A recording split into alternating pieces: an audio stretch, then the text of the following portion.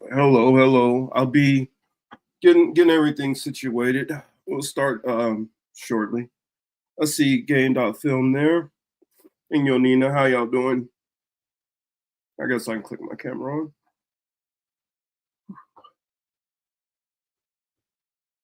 on. And Teal will be joining us shortly. Apologize, guys. I'm a little bit under the weather right now. While I was out of town, let me take a drink real quick.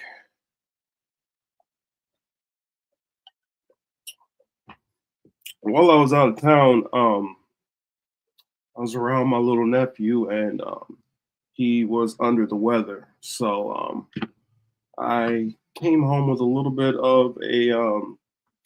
of congestion. And like that's never a good sign because anytime I get sick, it's like that little taste I can taste in the back of my throat. I know, oh, crap, I'm getting sick. It's just a matter of this is going to be a cold or is this going to be worse? And yeah, I've been out from work since well, I was out Tuesday. Wednesday. I went in Thursday to try to give it a good fight, but I couldn't make it on Friday. So I'm trying to give this a shot. I was planning. The reason why I guess I have the titles here. I have Trump's tariffs, Bernie rally, Direwolves, and China. Yeah, put a mask on. Yeah, I'm not gonna do that here at home. I mean, I'll do it at work for the other people preventative. I don't want them to get any of my germs. But because yeah, I wear it. I can always get KN95 masks at work. I have them at my desk, so I could do that there. There's Till. Says y'all don't listen to me get structured quite silly. Hey Till. All right, love you. Peace out. Gotta change out. Hold on. Gotta get my Clark Kent on. Oh, you good? Go on ahead. Hop in the booth. It's great to see you. I miss y'all. I figured I would tell them a little bit because I actually had something planned. I didn't tell anybody I was going to do it for a fact because I just figured I was just going to like surprise everybody like the day before. Or me, how I am is I'll be planning, and then the last one like, oh shoot, I gotta like plug this and let people know this is what I'm going to be doing. So I put the Bernie rally in here, and I figured this is something we can go ahead and start off with this, as people fill in, because if y'all don't catch this part, it's not a big deal. The rest of the stuff that we'll talk about, is far more impactful. But Bernie, he was popping his shit. He was popping his shit in Congress this past week. He was talking. Woo! I caught it. I said, "Damn, Bernie, damn." Well, he was out here, right? No, he was. He was out here in LA, and I was planning on going down there because I had some questions for the people. That's what I wanted to talk to some people because I'm like, so how many of y'all was like, because I'm just trying to get a gauge of the people, like how many of these people who are down here, because it was 36,000 people came out to see here. So I want to figure how many of you guys are like Bernie supporters, and how many of you guys have been Bernie supporters after Trump? I've been down for Bernie since Bernie. I've been burning for Bernie for a while. That's what I wanted to know. I wanted to know because because I think it would have answered some questions I've had about some of these nationwide rallies. How much of it is people who were with Bernie in either 2020, 2016? How many of them became supporters in Bernie after the fact? Because that's what I'm trying to really find out. Or were they people who just came out just to see him, or they just supported what he's talking about right now, not necessarily a Bernie supporter. Because I was just trying to figure out how much of these people who are coming out to see him are the very same people who were actively fighting against his campaign during the Democratic primaries. That's what I was more curious about. And I get it, John. I'm with you. I don't like. I don't support any politicians. I wouldn't say nah. I just like how he be. I like the shit he be popping. I like that he want to do shit for us. Like I ain't, you know what I'm saying. I ain't a Bernie Sanders dick rod. I don't ride nobody dick except my man's. But like, and he the only one that was talking the shit that I wanted to hear. Yeah, and that's what I'm saying. At least it. And I put it this way: I give Bernie a lot of credit for one thing. For me in particular, Bernie showed me that there was a fatal flaw going on with any candidate that we would put any belief in. Now I see here some of these other channels, and I know they'll say, "You know what, Marcus, you're a little bit black pilled. You're a little negative. Maybe you should have a little bit of hope. And if we do this," and I hear some people and their big motivation is, if we can just like punish the Democratic Party, then that can maybe open up opening for an independent third party to slip through or something like that. I mean, that's kind of what I more or less hear. That it's a lot of people who are fighting for this third party lane to open up somehow. And they figure maybe it's easier to take down the Democratic Party. And I'm like, and my thing is, my perspective is the same way if you flipped it. Well, we're going to try to take down the Republican Party. Then once we take down the Republican Party, then our third party can come up. I'm like, how I see it, that's what I'm saying. That's not how this works. And if you're putting a whole lot of energy into trying to defeat one or the other to think that's going to promote something that you're pushing, I just feel like you're not seeing the whole full picture. And I'm not trying to, hopefully nobody's taking this as disrespectful towards any other content creators out there. I'm just giving my honest critique. I just think that we got it, because I've been hearing commentary out there, and I just kind of wanted to vent a little bit. Is that all right? Y'all cool with it? Go off. With the show platform, go off, Mark. I mean, I look at it like this. When it comes down to it, nobody likes lesser of two evils. But when you're in a situation where you don't have power, all you got is lesser of two evils. If your parents told you it's either you having crackers for dinner, or you having bread for dinner, or you having nothing, there's not, I'm going to have spaghetti. That's not going to happen. No. And so can I build off that? Because I got so much flack. I got so much flack for not voting last year. Mm-hmm.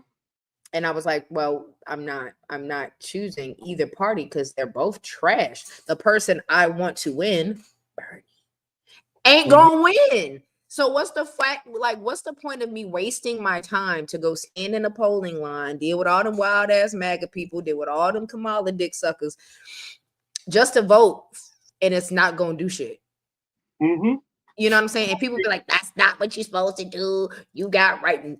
Mainly black people. We got rights to vote. Yes, and that means that I have a choice to vote or not. Y'all forgot that part? Mm-hmm.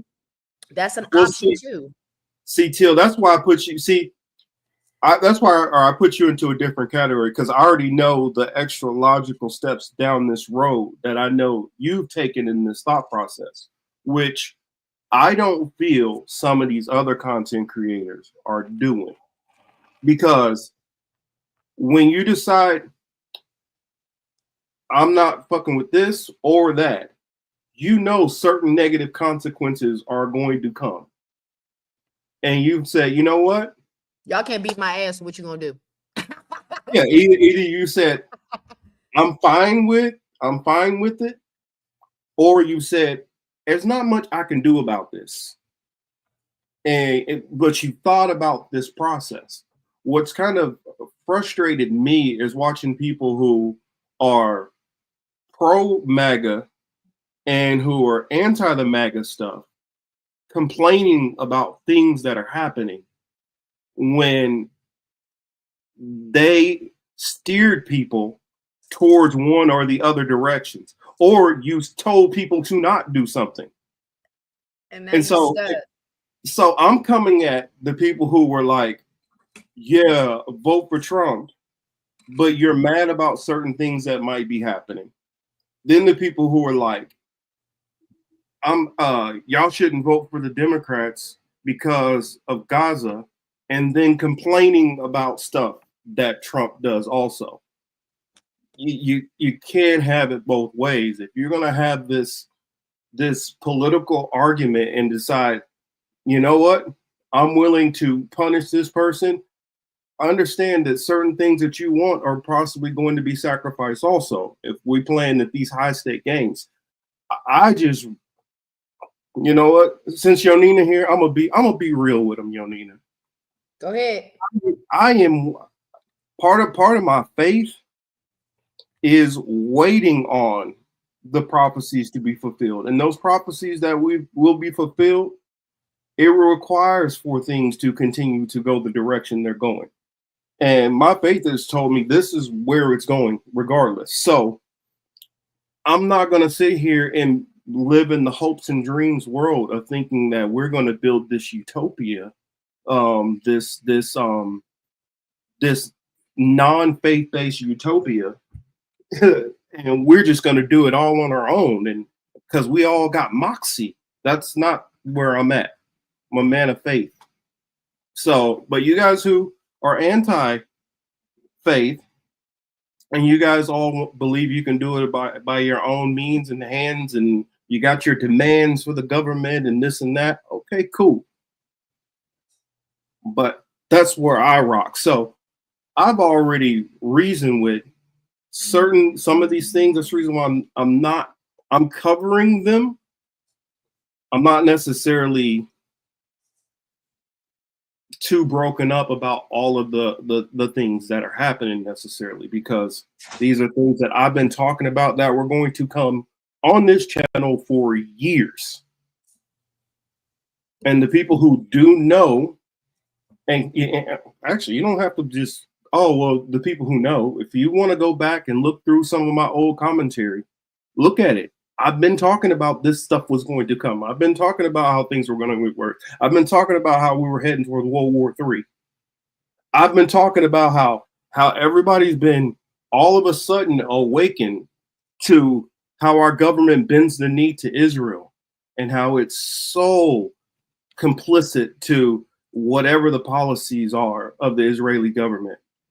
It is, for me, it is hilarious hearing so many other content creators now screaming and pulling the alarm bells about this and acting as if they've been the ones always talking about this. It's just it's hilarious watching this turn. But I don't know. I just had to get a little bit of that off my chest. No, it's the part that when these MAGA motherfuckers mad because now they ain't got no goddamn 401k and shit. Mm-hmm. It's like, oh, now you upset. Got you. You weren't upset beforehand. Mm-hmm. Didn't bother you at all beforehand. Let's see what Rondo said here. Boy, Rondo says, don't play into the dichotomy, accept the fact that if you vote your conscience, you're most likely going to be a part of the winning team. However, I value being able to sleep well at night. Well, you look at it like this. If you are a person who you got to look at whatever your conscience is like for the Gaza. Right back. I got to refresh my page real quick. Sure. like for the Gaza situation, I hear some people rationalizing that, oh, well, if Kamala would have been in here, she would be doing exactly the same thing Trump's doing. I don't necessarily, I don't know if I can agree with that. Do I think that she would still be supporting Israel? Yes. Do I think it would be to the level that Trump is doing it? No. Do I think that things would be as naked? All I'm saying is, I think with Kamala, it would have been a begrudgingly helping and Israel pushing and prodding her to do more. Whereas Trump is like, I mean, whoo, he is on his knees for Israel. He is a cuck for Israel. Yes, he is. Oh, can I get on Yona? All right. I'm sorry. Sidebar. Segue. This is a quick segue. Here, let me say this one last thing.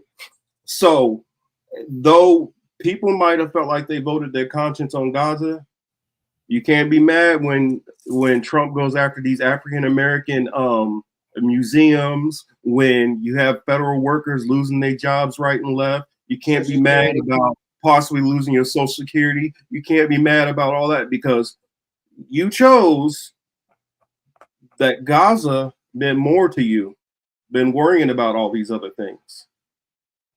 I mean, I'm fine with everything going down, but I don't know if everybody is with me on that. So if y'all not fine with everything going down and you are worried about losing some of those things here at home, then sometimes you gotta weigh that into your decisions also. Because everything is not a zero sum. Oh, well, I'm punishing them. Well, okay, you might be punishing yourself and other people around you too. Just saying. But go ahead. Okay, so Yona said something, and this is just completely sidebarred. It's just the fact that people be reading this Bible and pissing me off. Okay, so many people will get on these interwebs, on Beyonce's internet and Al Gore's interwebs, talking about you got to be evenly yoked. Okay, and they say yoked like an egg yolk, and that's not what the Bible says. It says yoked. If you go look what the word yoke is whatever the fuck is on a oxen's neck. And you got to understand, when you tilling land, you have to have 2 ox, because if not, it's gonna go one way. If you got 2 yokes, it's gonna go one way. So you got to find somebody that understands the brunt of your situation and is okay with going through and being able to take the situation and take it 50-50. You feel me? Motherfuckers be out here talking about some evenly yoked like they making omelets. That's not what the Bible said. That should be pissing me off. So I'm just shouting out Yona for being able to know what yoke means, because some people don't. Well, she's one of the people in this chat that you can definitely count on that pays attention to the Bible in more than just a verse at a time. Whereas a lot of people like to just cherry pick, and they use that without reading full on context. Now, there are some people, like I'll give shout out to Weezy out there. Actually, shout out to my cousin Ladarius too, who they know the scriptures and have read, like, you know, on an issue they have an issue with. They read a whole chapter, and so they're like, no, I do know the full context of this. I read 3 chapters back also. I know the context of that. And so I give respect to those people who come from an argument in that way. Let's see. Oh, Thomas is in the building too. He says, I believe there is something to all this. Let's see what he say. I believe there is something to all of this indigenous, biblical, and Quran prophecies. I think they're all warnings, but not written in stone. Unfortunately, the world leaders are making it all come true. That's the reason why I believe these prophecies. When it says that these prophecies would be fulfilled, it didn't say that. It didn't say how they were going to be fulfilled. That, oh, well, some super rich people who are going to have power in the world are going to fulfill these things. It didn't say that. It didn't say that wasn't going to happen. So that's the reason why they still need to be heeded. Sometimes, I mean, like, you know, I saw what was my boy's name? I'm blanking on it. Game.film in here earlier. Hopefully he's still in here. But Game.film, because I do love movies. I've watched a lot of movies. And one of my genres that I really like is sci-fi. And when they have a lot of these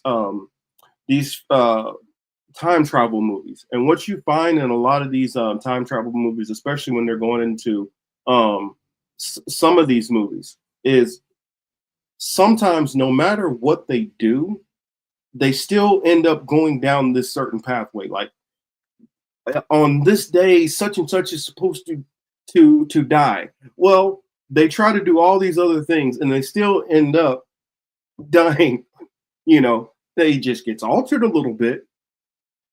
But sometimes, you fulfill the prophecy by trying to stop the prophecy, and that's part of the prophecy. You just don't understand because you're in the middle of it. So when you're in the middle of it, you are part of the story. That's why it's called scripture.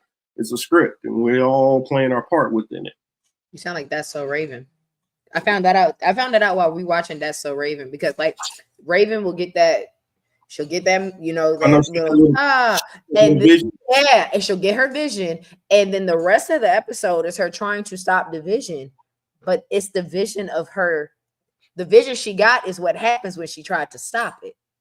Because if she just let shit rock and was like, "Damn, I just seen the whole world blow up," and then if she ain't do nothing about it, maybe the world wouldn't have blown the fuck up. But because she tried to do 86 different fucking things to keep the world from blowing up, yes, the butterfly effect. Now the world blown the fuck up because she done, you know what I'm saying, she did too much. Yeah, I mean, it definitely, I think, well, I can't speak for the whole audience, and I definitely won't, but y'all who definitely know me, y'all know where I come from, and I'm not gonna change that. Hopefully y'all who don't rock with that, right, y'all still will listen to our content and our commentary on trying to break down these things that we see, because I mean, without looking on the faith side, I do come from an analytical side where I definitely studied a lot of history and studied a lot of political science. Well, that's weird how I phrase that. I majored in history, minored in political science, and so I've been following politics for a very, very long time. And the thing which I've learned is once you start pairing all this stuff together, it starts making a lot more sense. Instead of trying to look at all this stuff isolated and separated, because the world is so interconnected, and people are the same even though they're different. We have these different customs and cultures, but when you break down our different societies and cultures, what you see is there's so many similarities. They're just doing it a different way here. That's all. Or they're doing it a different way there. So, that's my little spiel on that. I know it started off with talking about Bernie rally and then just went kind of everywhere. But well, hey. I like how you did that, because I'm glad that you even brought up history, because that can go into our next topic of the direwolves. Because what the fuck? Now, I've said it a couple of times when you sent me that about direwolves, because I put this in here, y'all, because Till sent it to me, and I'm like, oh, okay, all right.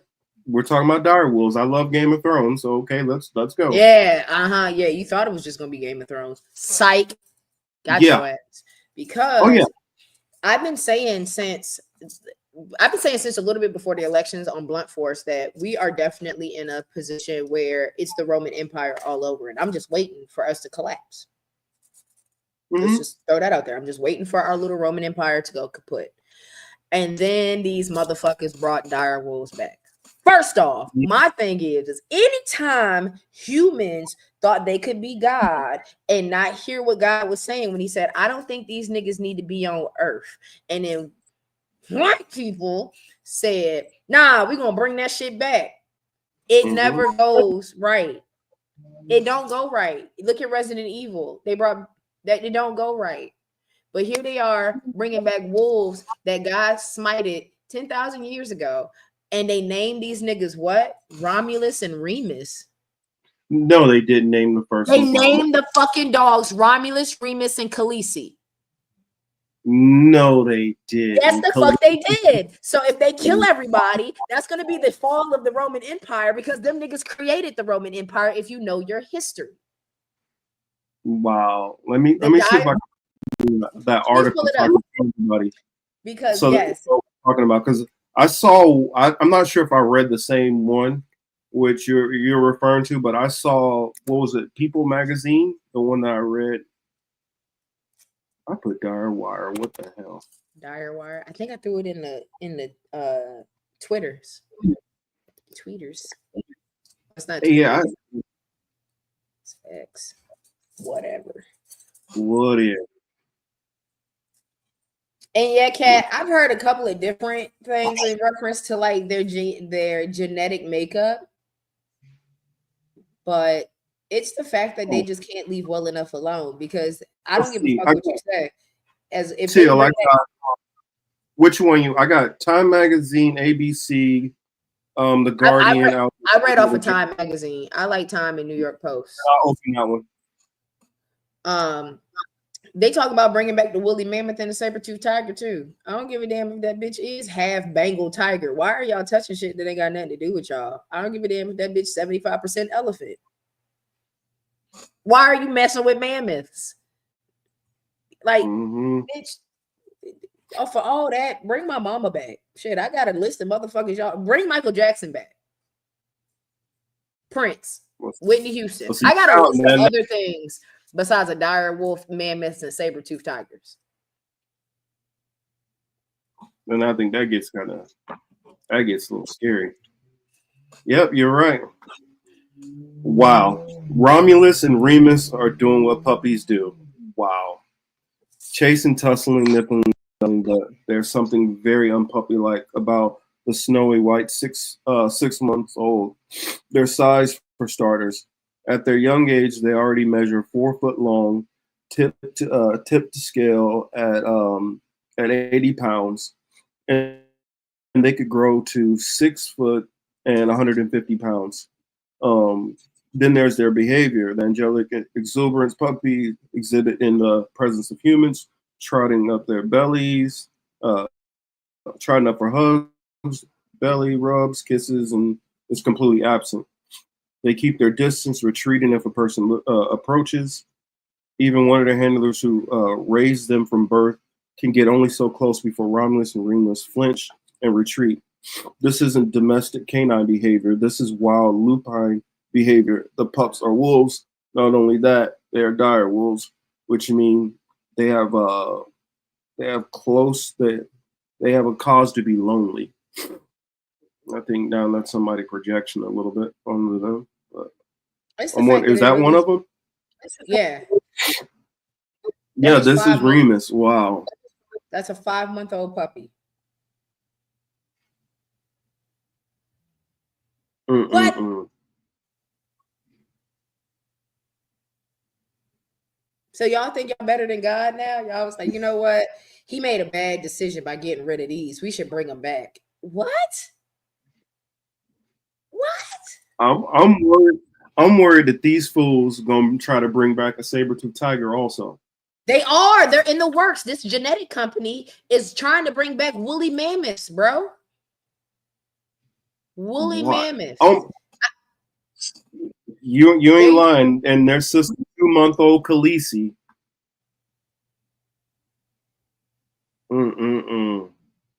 The same company has been in the works. Now, I heard a couple years ago when they were bringing back the woolly mammoth gene because they had found a fossil that was good enough to have marrow extracted from it. And like, okay, I was like, okay, why the fuck do we don't need a woolly mammoth to be brought back? And I remember I had started reading about how they were cloning this woolly mammoth and shit. And I was like, damn, that's crazy work. And then I stopped hearing anything about it. Well, this company is the same company that was working on that woolly mammoth project. And they are talking about being able that the genes and the DNA has now, it started to show activity. So within 18 months, bro, within 18 months, they should be able to bring one of these motherfuckers back. Wow. Here, I wanna read Denise's comment here. Dang, where'd it go? Nice. There it was. Says, this has seriously been bothering me all week. Why are we wasting copious time and resources on this? What's the predictive benefit? Why are we out here creating our own predators? We can't go out here and start working on all the different sicknesses and cancers and all that stuff. We can't find cheaper cures for things. We can't make anything more efficient. But we got time to do this bullshit. I mean, I swear somebody's gonna be out there trying to do Jurassic Park for real. That's what art imitates life, Marcus. We've been talking about this already. We just talked about our last show when we were talking about, what was it? The company that ran Alien, the president, the father that got killed by the son got killed in 2025. Mm-hmm. They never said that Jurassic Park was in the 80s. I just want to throw that out there.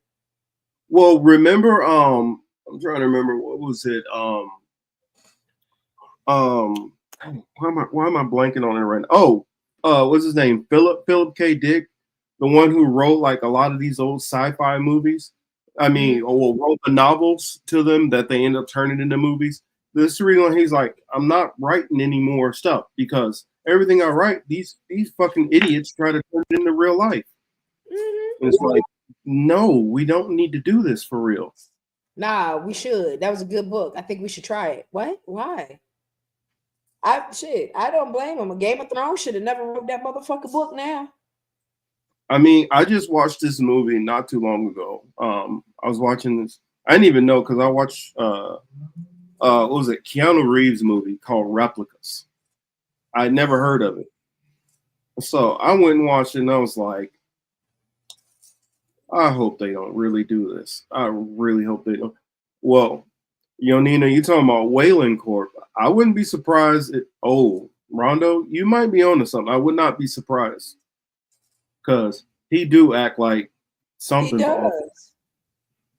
Or what if it's not that he's he could be just Chuck, you're absolutely right. Because that woolly mammoth mouse is already alive too. The mammoth mouse is already alive? Really? The woolly mammoth mouse is alive. That's what started it. They brought that little motherfucker back. And that's when they were like, oh, we could do the dire wolf too. And then they brought the fucking 3 dire wolves back to life. Like, why are we even doing this type of shit, bro? And like, I'm surprised they didn't call it Ghosts. Motherfucker, hell no. They picked those names for a reason. Oh, I know. Why would you pick out of all the names in the world? You could have called this motherfucker Snowball. You could have called this nigga Cocaine White. You could have called this nigga Poppy because of hair or anything. You could have called this motherfucker in there. You could have called him Snowflake. Okay, but y'all picked Romulus and Remus, the brothers that made the Roman Empire. Made Rome itself.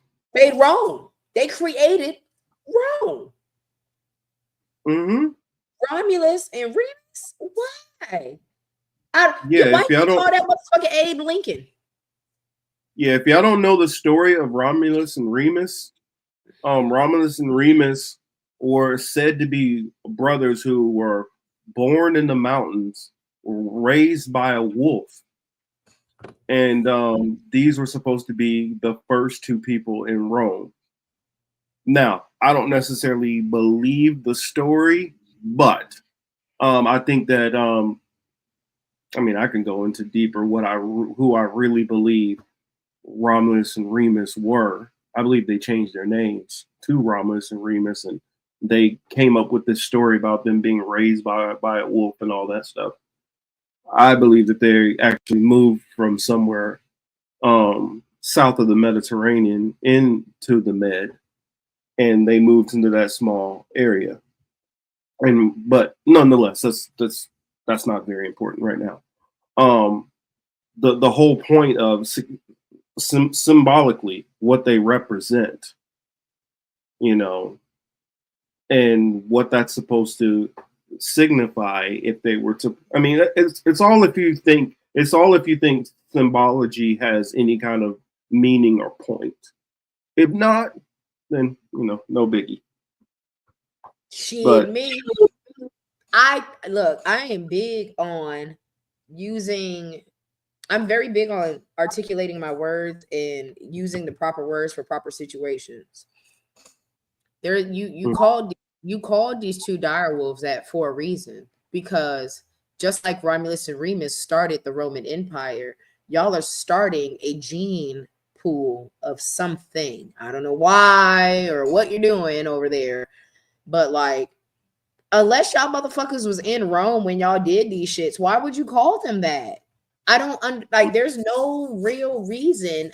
There's nothing for you to stand on to actually have to bring one, these motherfuckers back, and two, to use those names. There's so many other. Why you ain't call them Caesar and Brutus? Why you ain't call them goddamn Zeus and Hera and Hercules? Like, if you were going to use a mythological name, why you ain't just made some shit the fuck up?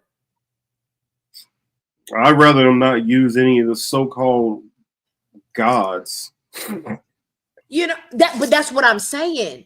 If you gonna do some, my damn dog's name is Medusa. Okay, I got a dog named Medusa. I got a dog named Phantom, and then I got a Yorkie named Ron Burgundy. Okay, out of all of that, you couldn't name these motherfuckers pet names. Thank you, Ron Burgundy. That's my baby. But like, you can't name any like Romulus and Remus, bro. That's insane to me. So many other names. You could have fucking did an Elon Musk name and gave that motherfucking gang signs. I don't care. Could have called him MC Square. Shit. I would have took Hitler over Romulus and Remus. Well, they could have, kind of disguised a little bit and called him Adolfo. Thank you. Okay. Name the dog Shathid. Okay. I know a dude named Shathid. Okay, it spells shithead, but like, you could have named this man anything else, but y'all picked the two men that created Rome, that were pretty much their whole life was based off of this she-wolf that nursed them to their strong strapping abilities. You could have called this nigga Caligula. I used to have a pit bull named Nero. Don't bring back either one of them two. You feel what I'm saying? But you get what I'm like. That's what I'm trying to say. We talked about it before, Marcus. There's power in your name. No matter if you a four-legged, 10,000-year-old clone dog or some random black guy in LA, like there's power in your name. And now you've given these two dogs, these male dogs, this fucking wild ass name. And it's just baffling to me. Worry more about Ratzilla. This motherfucker is funny. Whoever Chuck is, you're hilarious. But I'm glad that you even know. He knows what I'm talking about. That motherfucker, because not many people even knew that the fucking woolly mammoth mouse was even alive. That motherfucker alive and chipper, got a whole mane and some more shit. Yeah, let that motherfucker get free. What else might they try to fucking create? I don't know. The big ass dragonfly that fought Godzilla in 1975. Robo mosquitoes. Monster ticks. Y'all could have got rid of ticks. I don't even know what ticks are on Earth for, but y'all could have got rid of ticks. But instead, y'all brought a 10,000-year-old dog back to life. Why? They could have got rid of. You know what? Get rid of arthritis. How about that? Bro, hello. Get rid of. No, I mean, cancer, diabetes, arthritis, Alzheimer's, build a brain. I definitely would be in line for a brand new knee. Child. Okay. I'm tired of getting. Lawrence says that they created ticks. They created ticks too. I know they already made them GMO mosquitoes. I know about them GMO mosquitoes. I didn't know they created ticks. Thank you, I'm about to get Marcus on that the hippie shit. Because yes, turmeric helps. I take a lot of turmeric, trust me. It's just when you had as many injuries as I've had, and some of them being more severe, where you've had, very extensive surgery, Turmeric. You're gonna need a lot more than turmeric to help. Child. Turmeric. You goddamn right. Okay, but yes. But okay, I'm gonna finish the direwolf conversation after with this. These motherfuckers in China let COVID get free. Y'all think these niggas gonna let these direwolves like? You think these motherfuckers ain't gonna go ravishing through the fucking woods of Russia or some wild ass shit? Like, get the fuck out of here. They couldn't even keep a virus under wraps. These motherfuckers gonna break out like Planet of the Apes. Go ahead and get y'all shotguns ready. I hope they go down in 2 shots. If not, you're fucked. The end. Kat says, let me put her comment up. Says, they can bring back the dodo. They can be a new food source, like a big version of chicken. Yeah, have you ever had ostrich though, Kat? It ain't that great. It's real stringy. It's not. And dodos is giving half chicken, half ostrich vibes. And I don't know if I'm gonna be okay with that gaminess quite yet. Hey, Chamonique. Hey, Chamonique. Yeah. I've had duck mousse. Hold on. Duck mock duck curry. What is that? I like curry duck, but I don't know what duck mock is. You're gonna have to explain that one to me. But yeah, I don't know. Y'all bring back the dodo. That's cool. I heard it's a dumb bird anyway, but I mean, I'll try it. I'll try anything once, but like, am I gonna be able to get to the dodo, or is the direwolf gonna eat the dodo before I ain't about to be hunting for no fucking dodo, and I gotta worry about a direwolf coming and killing me and the dodo. Dodos are the cousins of pigeons. Hey, you ever notice how we ain't never had, like, we can't kill pigeons? Speaking of, there was a Chinese restaurant that got hemmed up because they were serving pigeons, thinking that it was fucking Peking duck. They were serving Peking pigeons. Wild world. But I hope they get their life together. Look, shout out to that Chinese restaurant that need to get their life right. They probably won't. Unless they're forced to by a court. Hey, all I'm saying is Cat Dog Meow still go down pretty good as long as I think it's General Tso's chicken. Ooh, child. All right, what was our next topic? Okay, direwolves. We're gonna talk about. Oh yeah, since I brought up China, talking about like them letting COVID. Let's talk about these tariffs, y'all. Yeah. These motherfuckers selling Tide Pods on Alibaba. 180 packs for $5. I'm about to get my Tide Pods from Alibaba. I don't care if they make me break out. I'll be right back. Go ahead, baby. I don't care if they make me break out, because at this point, she and me. What they gonna do to me? Hold on, y'all, because I got that article here, because I've been going through this whole tariff thing, because it's like, man, Trump popped his shit and was like, we gonna have a tariff, just for them to turn around and say, okay, and which I ain't mad at him. Like, shout out China for not backing down. Y'all some gangsters. But damn. Let me see. Boom.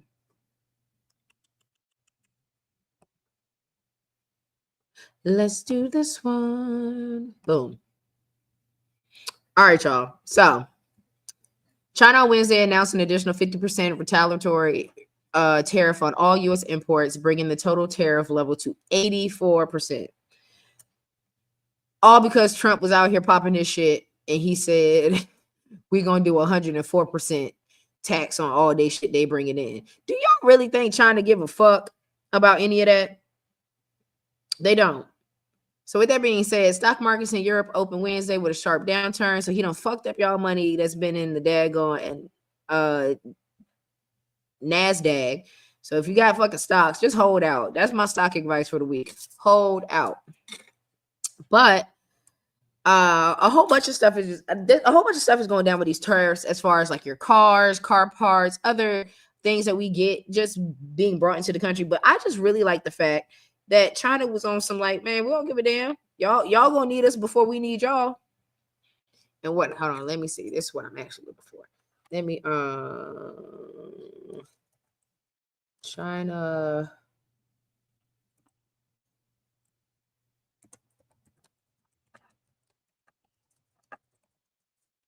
Let's see if we can find this right quick. That's it. There you go.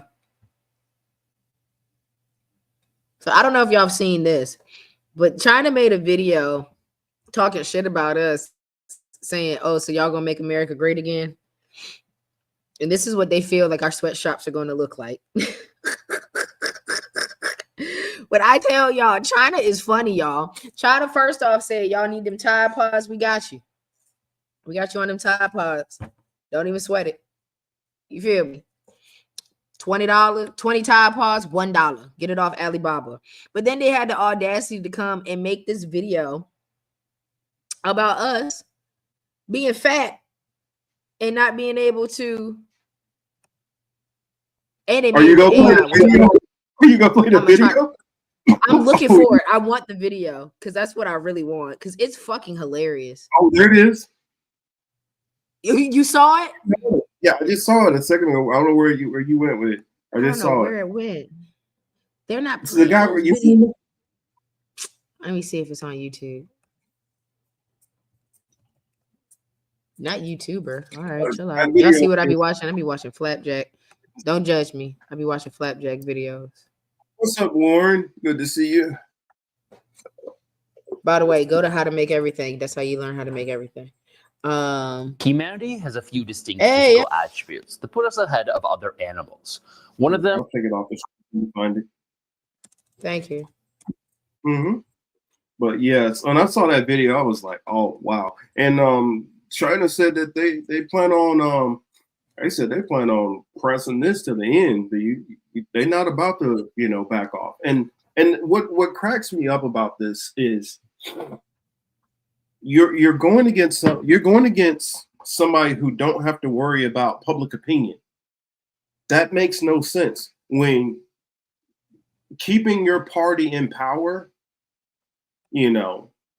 is contingent on public approval. Now, you want to start losing all your majorities and shit like that and have no power, with very, very short period of time, going ahead and destroy that. Plus, on top of it, the Chinese public, they might have a problem with Xi. They might have a problem with other people within their government, but I don't think they're about to say F their government, their president for America. I don't think they're about to do that because one thing that I've learned about Chinese citizens is they tend to be very ultranational, very, very proud of their country.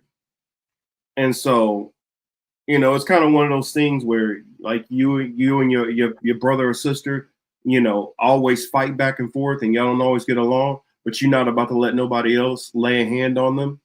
Mm-hmm. That's kind of the situation which you have with China. And I would say a lot of nations. So they can hold on for years. Also, just comparing, no offense towards Americans, but the Chinese people as a population can deal with a lot more struggle than Americans can. Americans gonna flinch a whole lot faster than they are. A lot of the Chinese people over are like, damn, this sucks. But I guess I'll move back in with my mom and I'll pick up a job on the farm and I'll do this and that. That's how many of them will manage that way. They'll gripe a little bit, but they'll dig it out the mud. Whereas many Americans like, oh hell no, somebody better fix this shit. And we know American people. Somebody. Well, yeah, Americans are going to be calling the manager in a sense. I know we like to look and like, oh, look at that Karen over there. But as a nation, Americans are Karens. Mm-hmm. I got it up now whenever you're ready. Okay.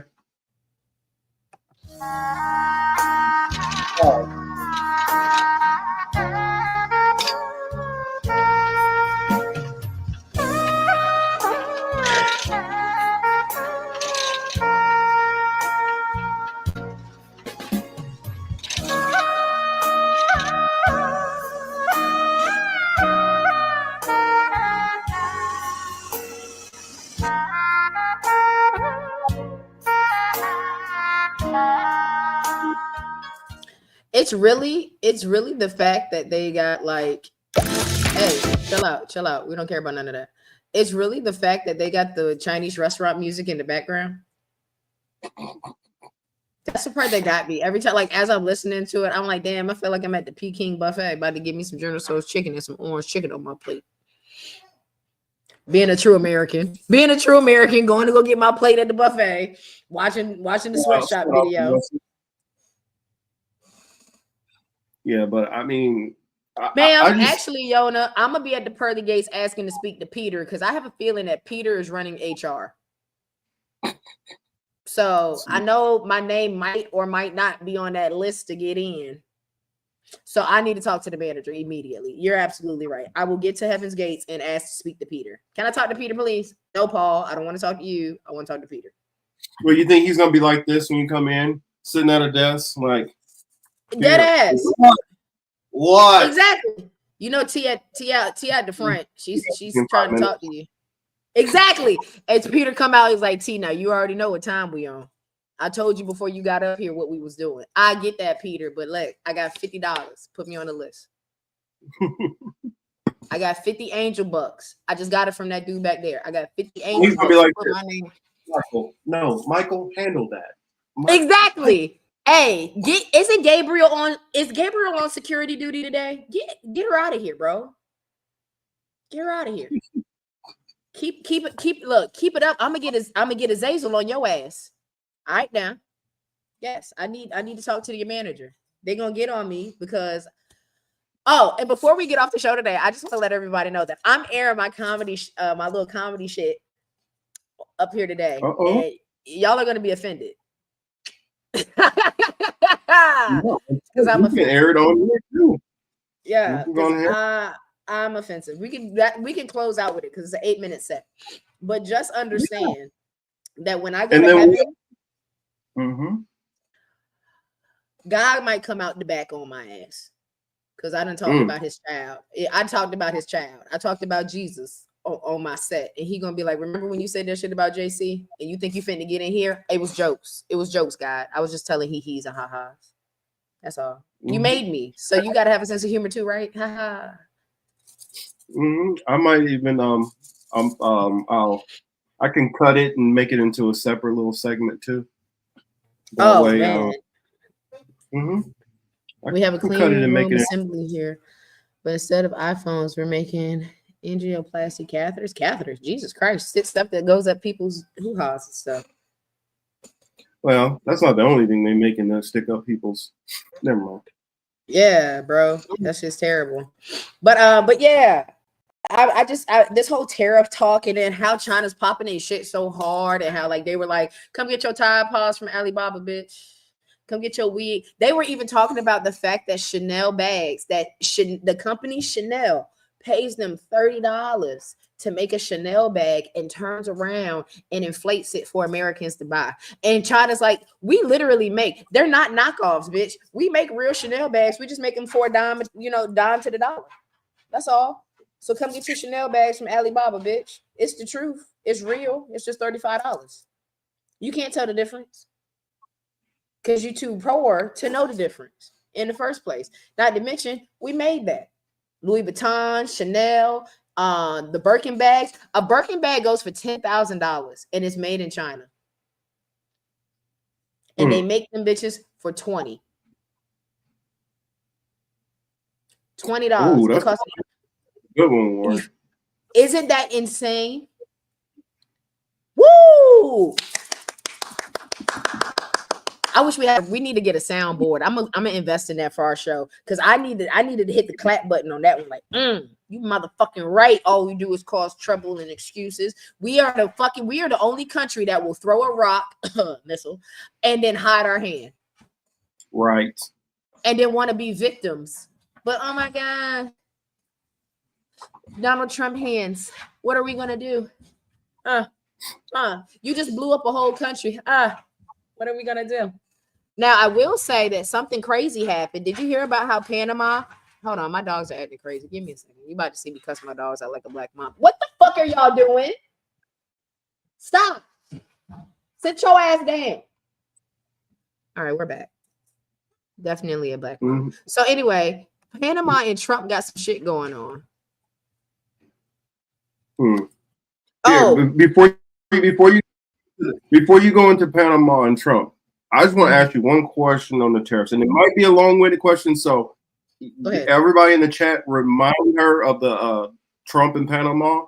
But I'm wondering, like, because I have my theories on the tariffs, and I've listened to a couple of different economists, and I mean, I'm always listening to economists. But what do you think happened with Trump putting in his global tariffs? Because I guess, you know, we haven't talked about it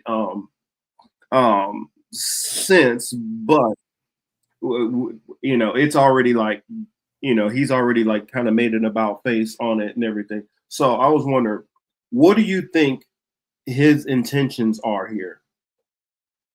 And it can be any of these choices, or wait a minute. If you already got something else, then go ahead. I won't even try to. Try to guide you. That's that American strong arm shit we talked about back in a couple episodes back. It's that American strong arm shit. That's it. Because I don't know why you would go picking with somebody you know we get all our shit from, knowing none of these motherfuckers in our country is doing what the fuck we doing. We still outsourcing niggas any fucking way. So it doesn't make sense to me. Because this is the thing. Okay. Can you put tariffs on humans? No.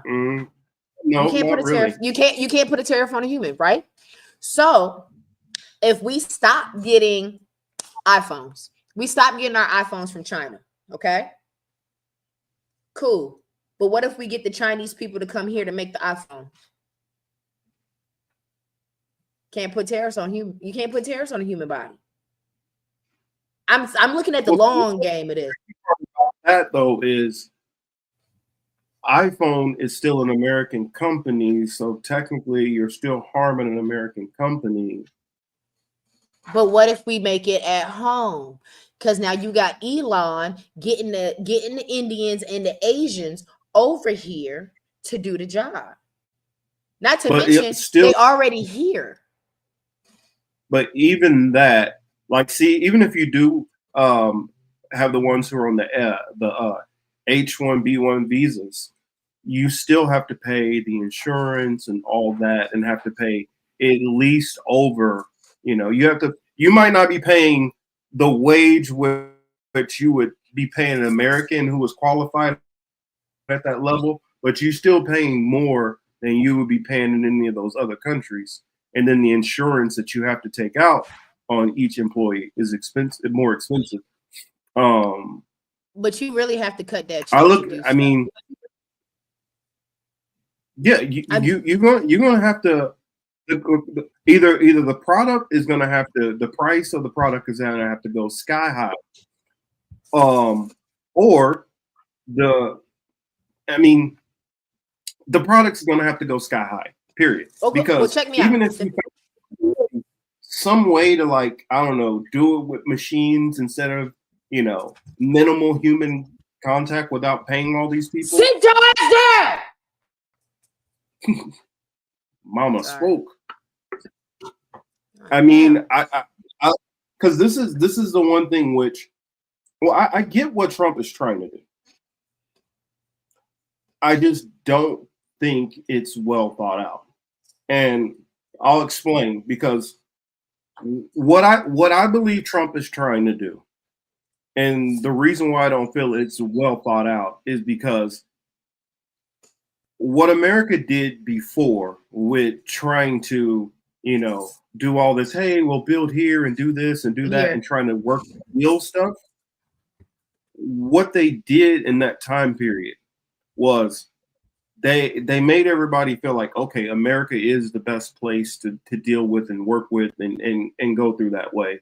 And so they believe that by doing these tariffs and stuff like that, they can get America to, well, not get America. They feel like they can get these countries to decide to do deals with America.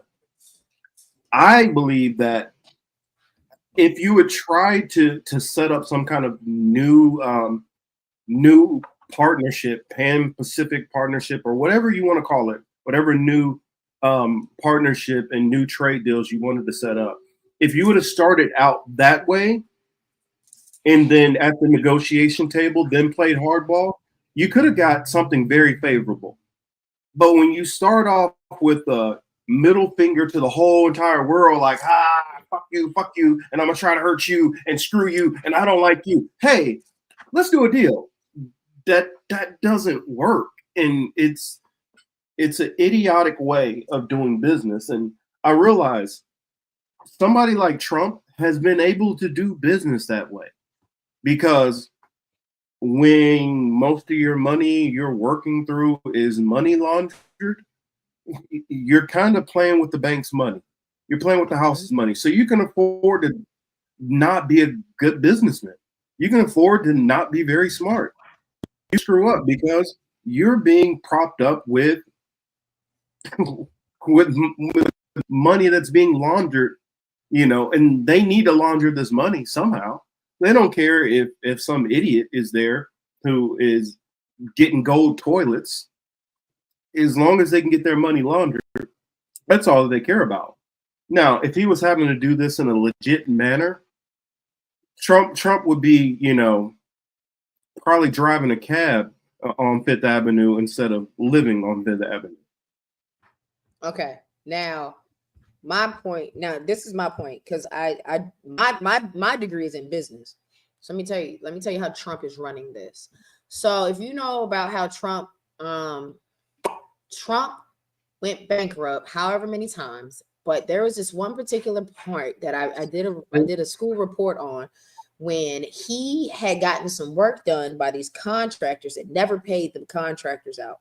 Okay. Oh yeah, them Russian contractors. Yeah, well, he used Mexican labor though. Okay, so he used Mexican labor. And from that moment on, I started peeping how he ran his businesses.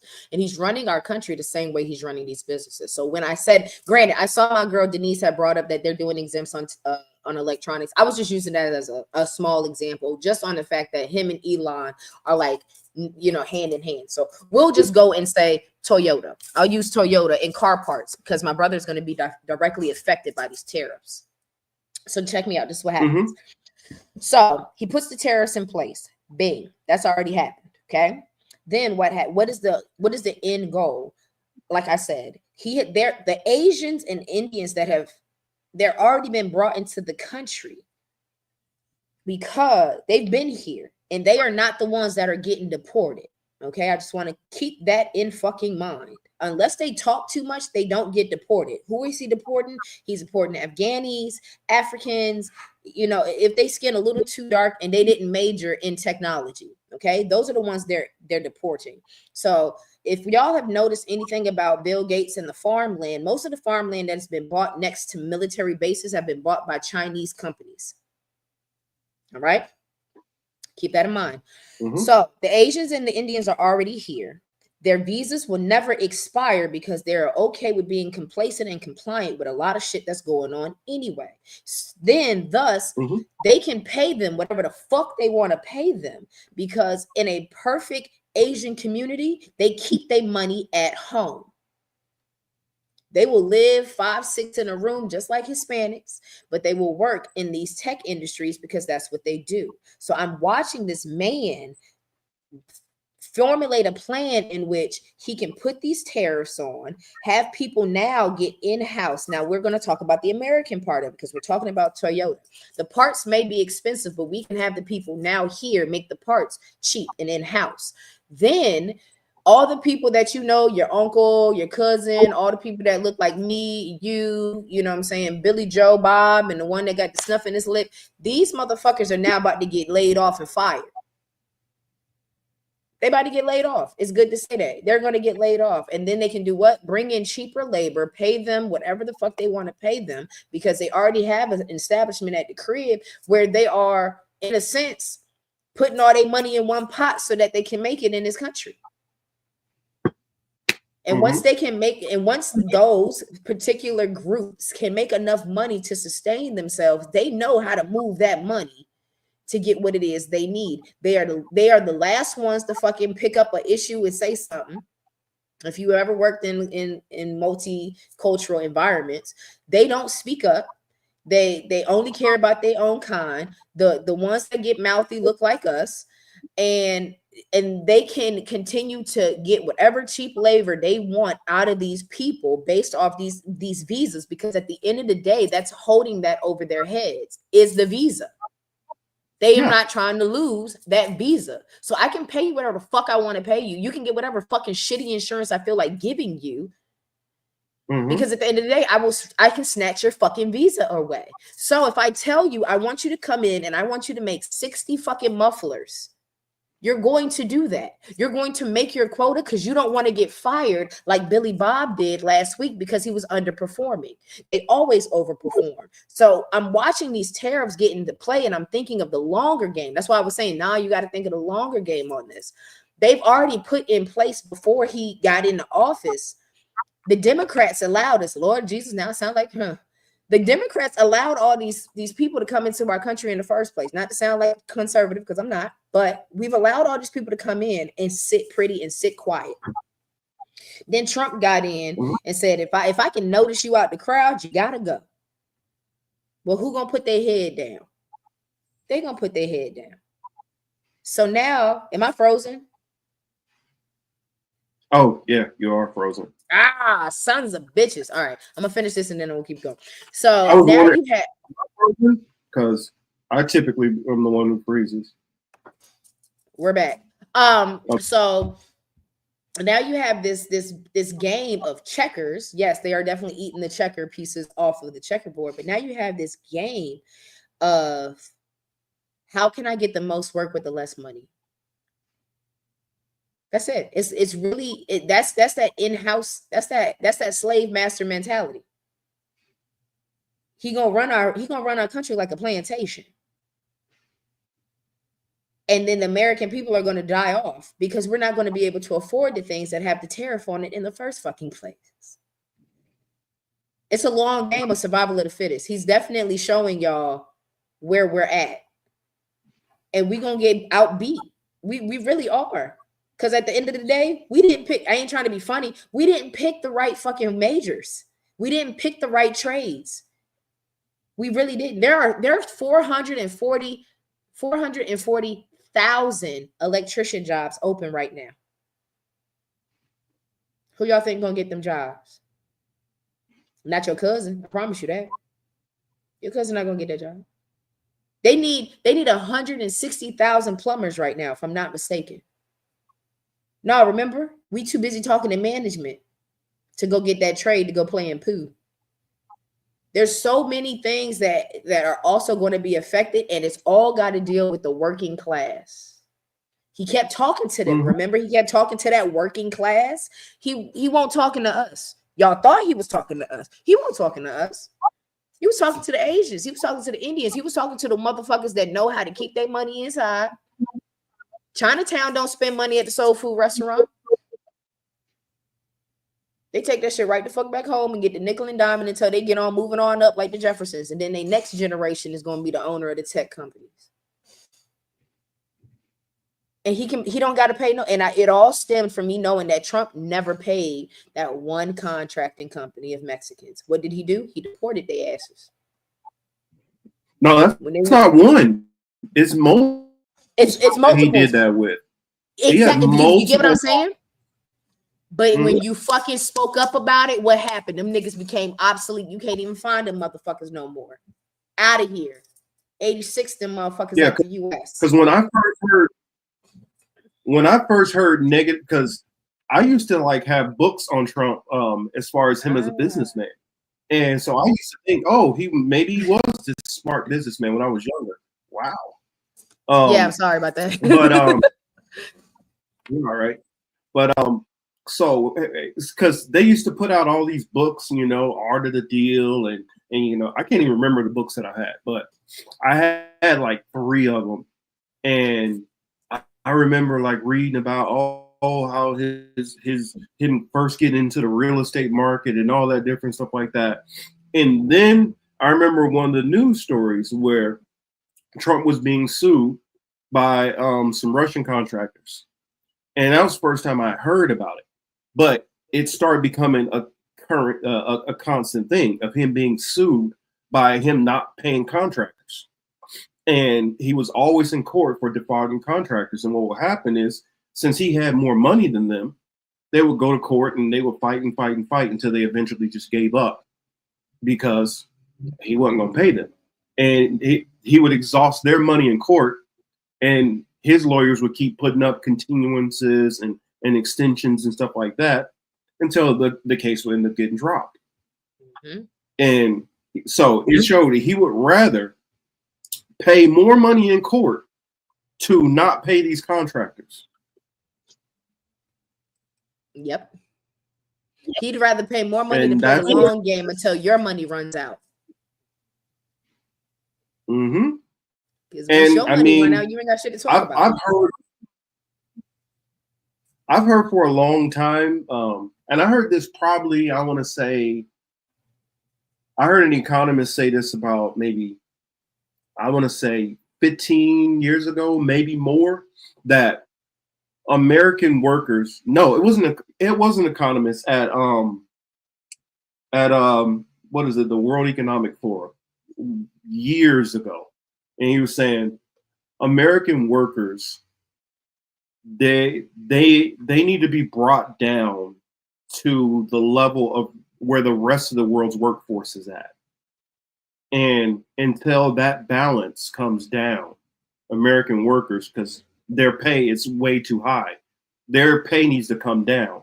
Once their pay comes down and it meshes with the rest of the world, then we can have an even playing field with the United States and other countries. And I'm thinking, well, how can American workers' pay go down and still be able to afford to live, basically the same in America? I mean, we would actually go into worse conditions than probably living in some of these other second and third world countries, because many of them get paid less, but they also have a lower cost of living. And so if we're going to make close to what they make and still live in a place with a high cost of living, now how the hell does that work? But I remember I was like, that doesn't make any sense. I don't see how that can possibly happen, hearing that economists talk about that. And now, a World Economic Forum, we are seeing this all being played out right now. And I think about how much I hear people, especially because I don't play it's the globalists and the Democrats, and it's both of these parties that are doing it. It's just, it seems like one side cannot see any fault on their side. Now, and when I'm talking about this whole globalist thing, the Democrats, and I'm talking about like Democratic voters, they don't understand any of this stuff. This is like a complete, like, not real thing. But the people who are the biggest conspiracy theorists who are in this and paying attention to all this, they can't factor in that their side is just as complicit in all this stuff. Yes, Yipper, exactly. The America people. They can't see this at all. They can see how, did you know that Putin, he was part of he went to the World Economic Forum back in 2012, and did you know that him and Xi Jinping, they all sat at the same table together, and America, they had somebody sitting there. See, they're all working together. And it's like, okay, so you believe all these countries with various different governments and various different interests are all working together. But somehow, when 4 years comes around and then a Republican goes in there, that just stops. Now, I don't believe that it's as complicit and as fluid as everybody thinks it is. But if you believe that it's that fluid, that every country is all completely on the same board and they're all playing this game, how do you just opt out? Certain politicians are not a part of the game too. Because how did they get to that? How did they get to the level of pushing this? The people who are back, Exactly, because whoever is funding them is part of this initiative. It doesn't matter. Your donors are the ones who pay you, and if you really pay attention to the money behind donors and politicians, it is not just conservative or liberal. It switches both sides. They pay whoever they want, who got the best, whoever do what they want them to do. That's where the money go. Exactly. Same way that you decide if you want McDonald's or Wendy's, they pay whoever got what they want that day. And yes, Chamonique, Blacks and Hispanics are at the bottom. Yes. And no, it doesn't go white then Asian. It goes from the bottom to the top. It goes Black, Hispanic. Honestly, they kind of on a real thin line of not being even, because he can't stand either one of them. And I would throw, and when we say, and I would throw Native American in there also. Yeah, because like if it's the every statistic, Blacks, natives, and Hispanics are in every negative category, are all on the same level. Now, right. I'm not saying so with my little diagram. Yeah, I'm not saying that ignores the other people who fall into. Mm-hmm. I'm just being honest. So at the bottom, it's us three. Indigenous is all. We're just gonna call us the indigenous people. Indigenous people at the bottom. Then it goes white people, and then it's gonna be Asians and Indians. Okay, that's how it's gonna go. Because what they're gonna do is they're gonna get their money up, and then they're gonna knock them white people out the way. Mm-hmm. Why did they put Asians at the top? They're not at the top yet. See, the white people think they still up top. White people think they here and that the Asians and the Indians is here, but what they don't know is because of how many they got, they technically are up here based off of how many are on planet Earth and how loyal they are to their kind. These are the only people. You get what I'm saying, Marcus? Well, I hear what you're saying, but here I gotta throw this one little thing a game which they play with these statistics. When they start talking about Asians are up here, what they will do is they will take they'll take like, okay, Indians here and Koreans here and then Japanese, and they'll separate all these different Asian groups out, right? And then they'll say, oh, see, this puts Asians at this top level. While they'll take in America, which you have what percentage of America is white? Something like what? 55, 60? No. Oh, in America. Sorry. I meant the world. My bad. Yeah. But in America, it's overwhelmingly white. And so that means you got white people that are multi-billionaires to white people who are literally on the street corners. And they're comparing this large sample size to distort the numbers. And all it takes is even if you do have a couple of Asians who are doing really bad, all it takes is to have a couple who are doing really, really great. And then that inflates the number. So it hides those who are at the bottom. What you're seeing is people who were high up on the caste level, especially in India or China, who come over here or who made money over here, and that inflates the number because the numbers aren't as high. Mm-hmm. Look at the population of Asians as a total in America and compare that to white people. And then look, all you need is one or two Asian billionaires, and then that jumps that number straight to the top. That's the reason why it looks so out of whack like that. Mm-hmm. But if you separate it and you say, hey, let's take the top 1% of each of these class off. Let's take all these billionaires off. You'll have white people who are way ahead of everybody, not even close. Yeah, because at the end of the day, mm-hmm. Because at the end of the day, we still got the British Empire. At the end of the day, you still got Russia and Ukraine. At the end of the day, you still got all these Caucasian people in power in certain places. Are they going to play fair with each other when it comes against a minority? Yes.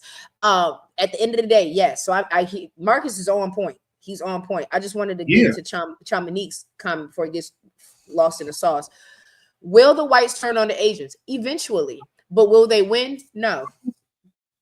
Well, but I gotta ask, well, what does she mean by that? Turn on the Asians in America, or turn on the Asians as far as Asian nations? Yeah, because that makes a difference. Because I believe the Asians that are in America are completely complicit with this style of governance because it's benefiting them.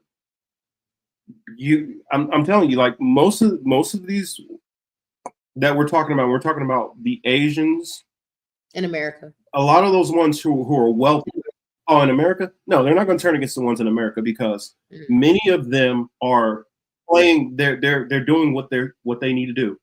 They're not worried about. These are people who completely bought into the American ideology of of capitalism, of more for me, I don't give a damn about you. And as long as you're willing to play that America game and also at the same time keep down these other groups in America who are at the bottom, help keep them at the bottom and keep your proximity to whiteness, as long as they're willing to do that, they're in no danger of any kind of threat. Because how the power structure in this country looks at it is they got to have at least one ally to help, numbers wise, wealth wise, whatever. They got to have at least one. They know they're not going to get the Black community as a whole. They know they're not going to get the Hispanic community as a whole. They know they're not getting Native Americans at all. So you gotta have somebody on your side who you feel can turn you some advantages. Now, where that might create some friction is, I think that China, in particular, is smart enough that some of these people that they might be sending over here, who seem like capitalists, may be playing a very, very, very long game. I don't know if you guys remember the show The Americans, where you got people spying and literally spending whole generations as sleeper cells. How do we know some of these people are not? Which I think that what happened with, the internment camps, I don't think America is going to be able to successfully go down that route again. So it's a possibility. I don't know. I'm just leave it at that. Yeah, it's really gonna be an American caste system. So yeah, and the Asians gonna figure themselves out because they gonna be like the Jews. I mean, Zionists. They gonna be they gonna look out for them. They gonna handle this stuff in house. They're already fine with a caste system. I mean, especially if you see a lot of what goes on in China right now. China is very racist. And their government is having a hard time trying to, push back on the racism that is spreading throughout their population. It's become a huge market over there.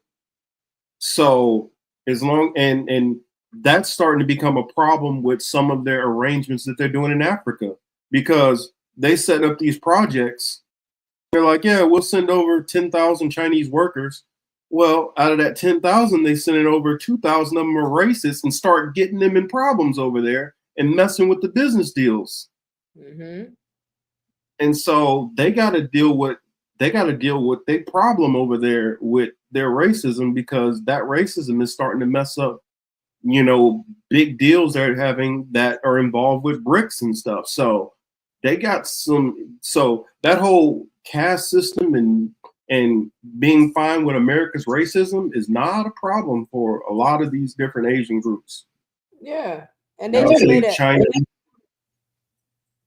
I just saw that Georgia became the first U.S. state to introduce a bill against Hindu phobia. So you get what I'm saying? Like, they got rid of DEI, but they doing bills to make sure that the Hindis don't, you know what I'm saying? Not that DEI Oh yeah. works for black people, but you get my drift. Like, they'll get rid of one thing, but put something else in place. Well, India with their caste system, they already have a problem against their own people who are darker complexions.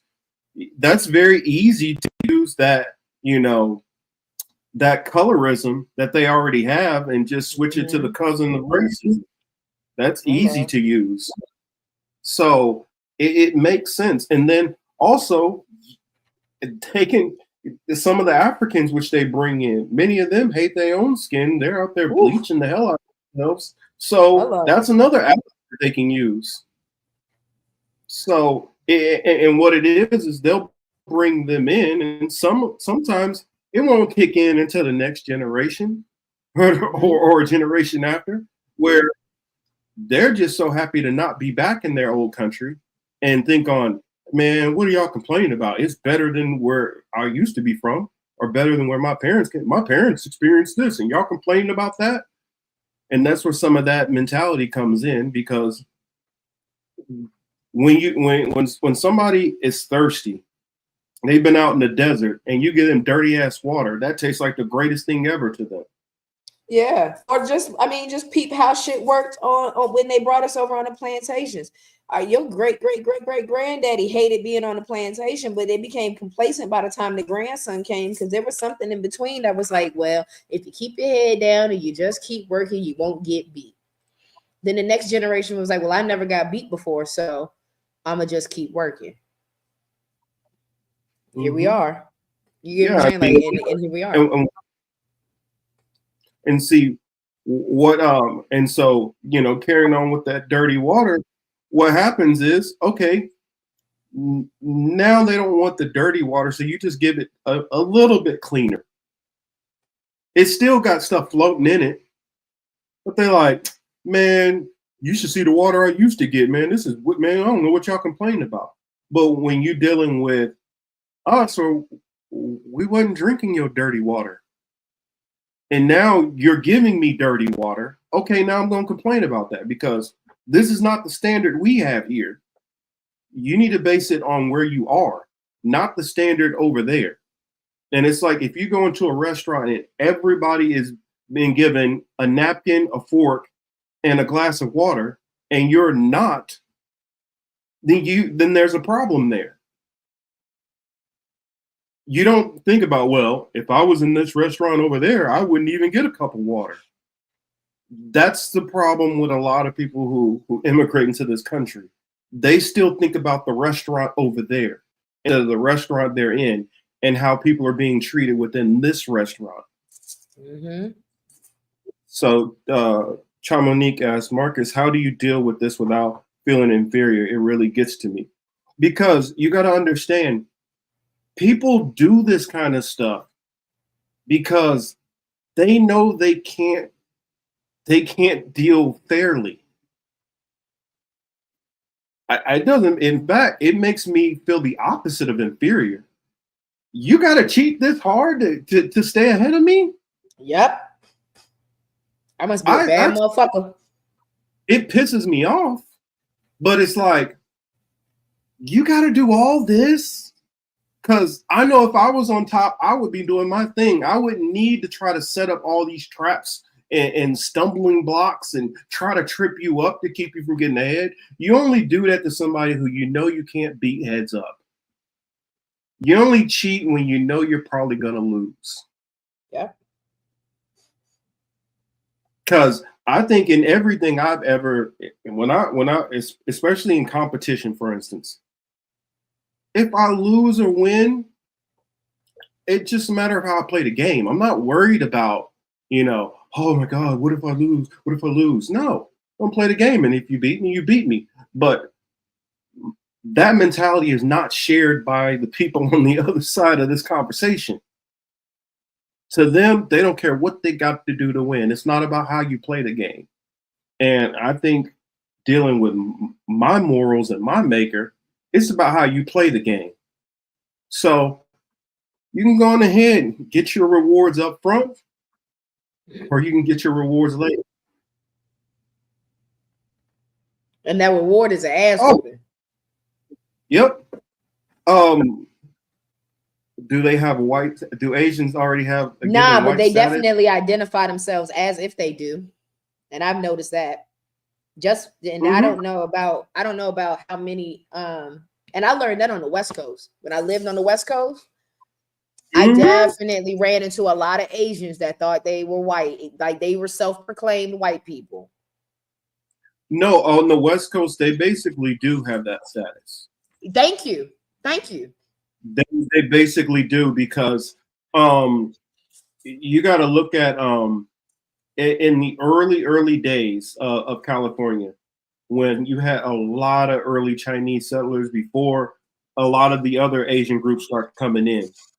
They already built their areas. They had their Chinatown set here. So many of them feel like, man, we helped build this country. This is as much our country as you think it's yours. And so with that mentality, some of them did raise themselves up on their own generations, but some of them just came right in. And because this community has been insulated and built together, they feel like, oh, look what we've done for ourselves. Not looking at the fact of, after a certain time period, you didn't really have that boot on your neck the same way other people did. But what happened is, not only did they able to get ahead a little bit without having that boot on their neck, they brought in other Asian groups who didn't have to have that boot ever on their neck and pushed, look at these bums over here, without ever explaining the history of what they had to go through. Yes, they were allowed to have a wagon circle. Exactly, Rhonda.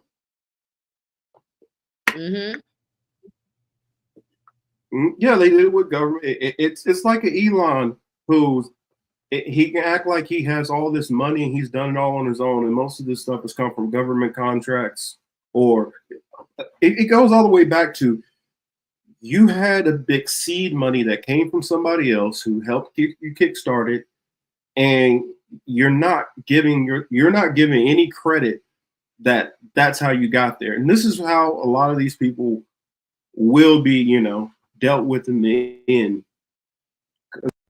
You look at the Trumps, you look at the Peter Thiels, you look at even when I brought up Curtis Yarvin, most of these guys came from upper middle class to wealthy families. So they were already started off with a kickstart. They were already started off with certain avenues and avenues of networking that none of us ever will have. They were started off with so many options and ways to be able to find their way through this world. And so since this world was already for them, by them, for them, they were able to offer, it's like a reverse FUBU. I was about to say, how you get, that's the Asian version of FUBU? That's crazy, but you're right. So that's how a lot of white America can't see that. That's the reason why when I see somebody, especially, they say, yo, my family came off the Mayflower, and you struggling as a white man, you need to be like, what the hell are my ancestors doing? They must have been, were they Irish? Like, were you people Irish or something? What's going on? Even if you were Irish back then, you know that you know why they call Oklahoma the Sooner State? No, why? Because they had a time period after the Trail of Tears when they kicked most of the Native Americans off of that land. They were leaving it wide open for any white man to be able to come in and claim that land freely. So you just had to come in and stand there, and then at a certain time period, it's your land now. So all these people got free land completely. And they called it Sooner because a lot of these people ran in and claimed the land sooner than they were supposed to. So it was a whole lot of white men got a whole bunch of free land, and land turns into wealth. that turned into a lot of these being able to build. How many of these people got this free land and it turned out to be oil sitting under it? Whew. How many of these people got land and it was a major well or something that set up for a business for them later on? How many of them had some land in a certain place? Now the railroad's coming through and they're like, yo, we need your land. Here's 20,000 back then, which turned into, $1 million in today's dollars. I mean, I'm exaggerating the cost, but you get what I'm saying. There's so many reasons how white families a couple hundred years ago were able to pass down wealth. And a lot of it wasn't from hard working. It was given out of theft. So that's what I'm saying. If I'm looking at you as a generation of a white person, your family been here for 300 years, and you right next to me, the fuck is wrong with your ancestors? Yeah, all this opportunity. Yeah, all this opportunity to get ahead and do shit. You got the handicap, bro. You've been bowling with a handicap this whole fucking time. You've been getting back to back. Your people's had back to back strikes, and you struggling. That makes no sense to me. Exactly. None at all. Yeah, I feel you. I feel you, Thomas. I definitely understand that. Thomas said that's why I'm not a Sooners. Thomas knows exactly what I'm talking about, far more than probably anybody can understand. I mean, he probably has videos showing some of this stuff. It was horrendous what was done. I mean, you can't imagine how much land was just given away throughout this whole country. You know how many black towns were completely flooded out, and that land was given to people. Don't get me started on that one. So there's been so much massive transfers of wealth to white people in this country, and then I'll see some goofy ass black dude on Twitter be like, only 1,600 white people had slaves. Shut your ass the fuck up. Exactly, and only 10 families run this country now. So what's up? Oh, I guarantee you, if you look into these people, most of the time you see one of these black people on Twitter who say this shit, you'll look up and 2 generations back, their fucking family came from the Bahamas or Jamaica or some shit like that. Most of them, that's the reason why they say this shit, or they came from Nigeria or Kenya or some shit. They don't know American history. They don't understand the context of American history. That's the reason why they talk reckless and say stupid shit, because they've been listening to PragerU and Candace Owens tell them dumb shit. Coons listen to Coons, baby. Exactly. Can I? Do you mind, Chamonique, if I answer that question? I know you directed it at Marcus, but do you mind if I answer it? And I'll let her get some time to respond, because she wanted your input. Yeah. So you can go ahead and start answering her question while I wait for her answer. Here, I'll put it on the screen. Okay.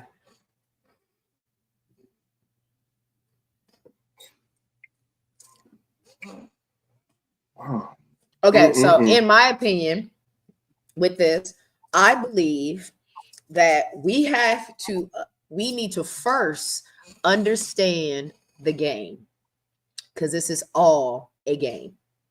Okay, so the people at the bottom, first off, change your mindset. You're not at the bottom, you're just working your way up. Okay, think of it that way first. Change your mindset. And then watch how these motherfuckers are running shit, how they move. The reason that we technically are at the bottom is because we have morals still connected to our decisions that we make. These motherfuckers are morally wrong, and they function out of immorality and no ethics behind it at all whatsoever. They have no problem keeping whoever is underneath them down. But with us already being the ones underneath, there's nobody that we need to keep down.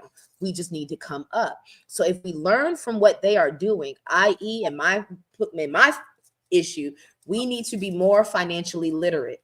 And this doesn't mean like the blacks and the Mexicans and like all the browns, because I know that's what you're thinking of. You're thinking of that diagram I had, and it's the browns at the bottom. But keep in mind, at the bottom, there's some poor white people down there too, because they don't like poor white people either. So keep that in mind. We need to get more financially literate on top of being literate altogether, because that is the issue. There is a lack of reading that is happening that keeps us divided. They put everything in books. They put it in plain sight for us to see too. We just don't want to see it because we cannot understand ethically or morally how they can make that shit happen. So being financially literate, watching how they move their money. Okay, they have now found systems where they can launder money and it not be laundering. So if you have family that you can get together and like have like camaraderie within, I have Beloved, and it's a great book. You have to get, if you have some family members that you love or trust that will listen to things that you can say, it doesn't take a lot.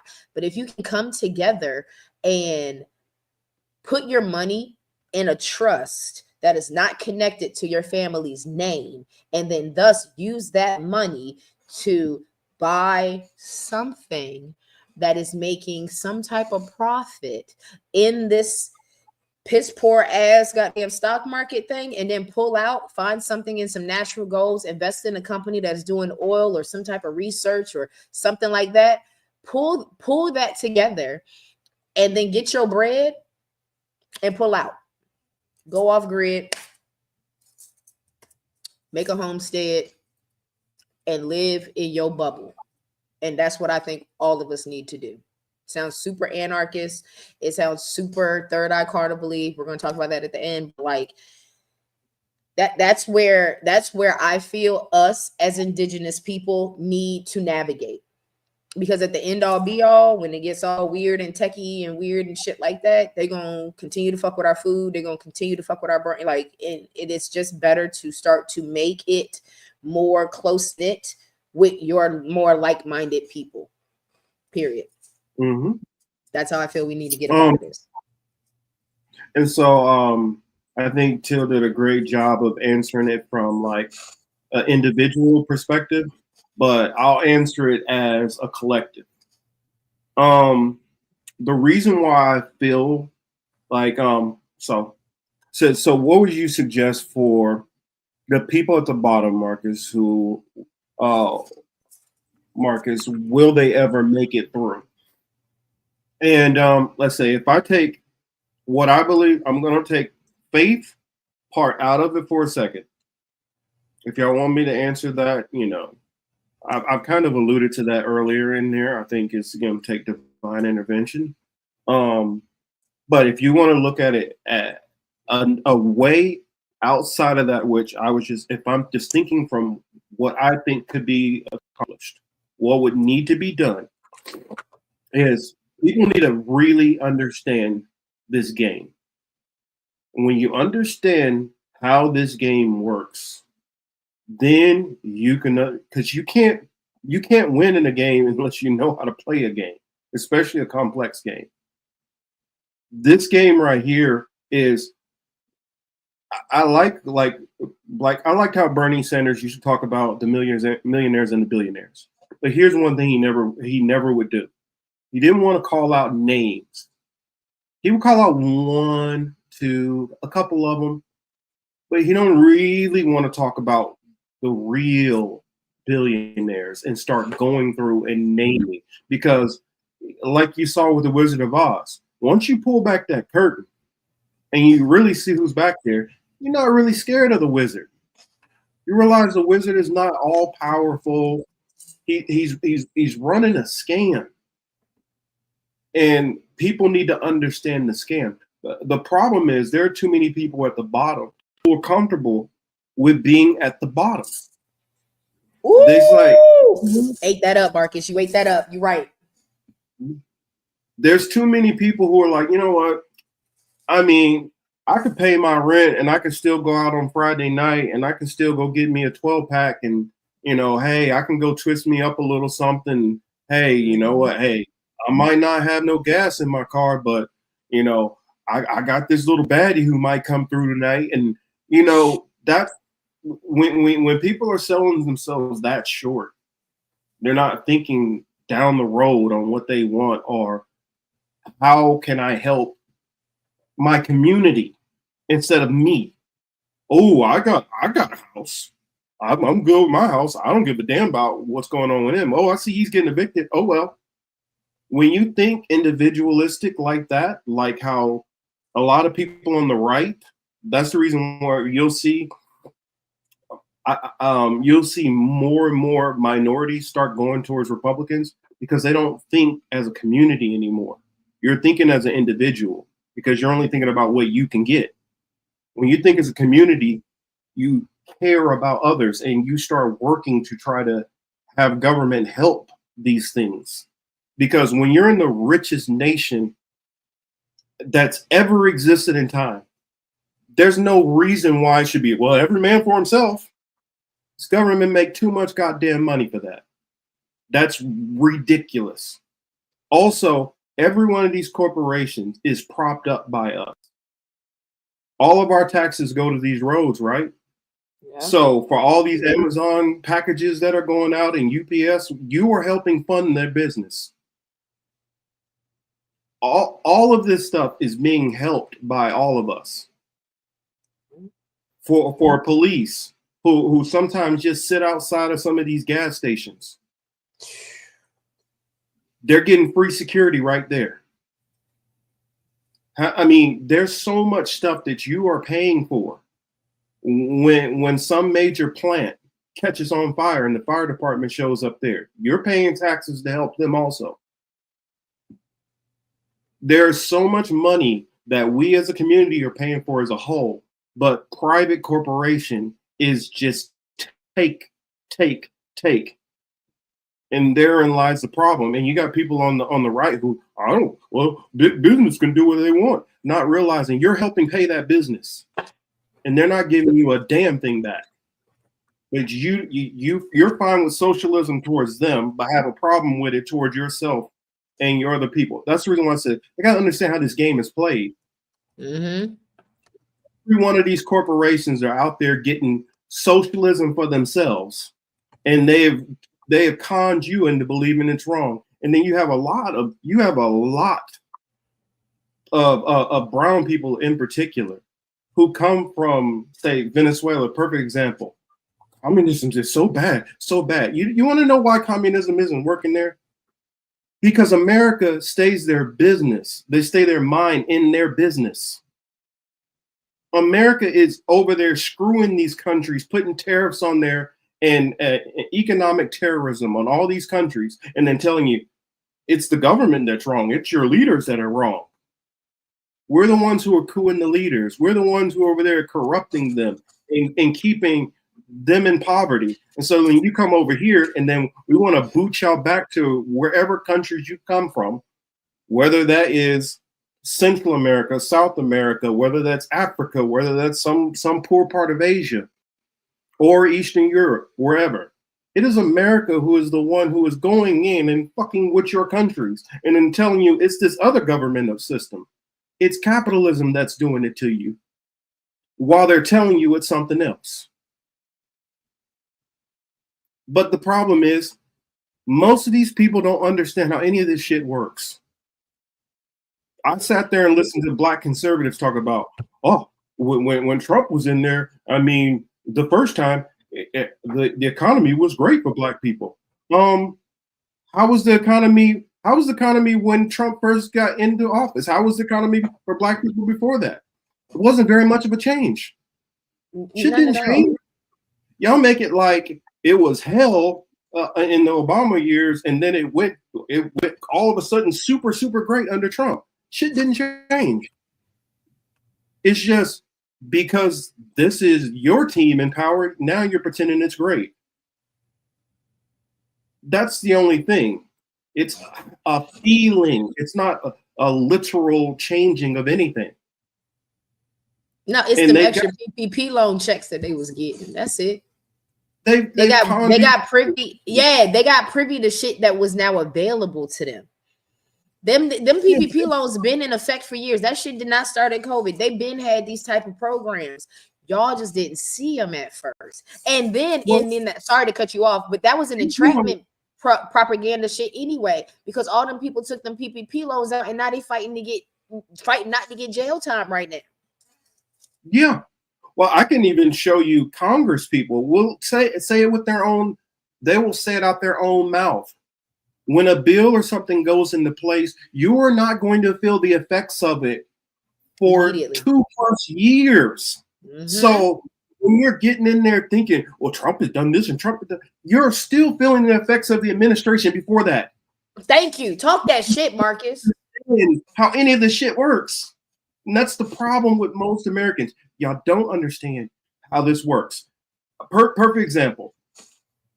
When being in the Navy, if a ship has to stop, I was on a frigate.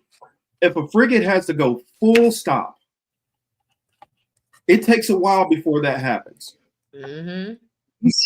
As it gets bigger, it takes longer for it to stop. A carrier, when a carrier goes full stop, it takes 2 miles for it to stop. Thank you. I was about to say it takes 2 miles to stop one of those. I just watched a video about it, Marcus. It was going. It was on the last mile of stopping, and I watched a man just hop on, just walked on to it. And I'm trying to explain that because that's how a government this size works. We have a multi-trillion-dollar economy.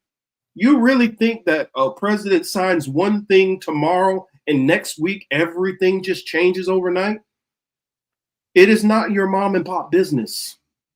And that's the problem with most people. You have a lot of people who don't understand any of this shit or how any of this works and gets on here and thinking that it's instant results. And then giving one person credit or giving the other person credit. And here's another thing. Your domestic economy most of the time don't have shit to do with the president.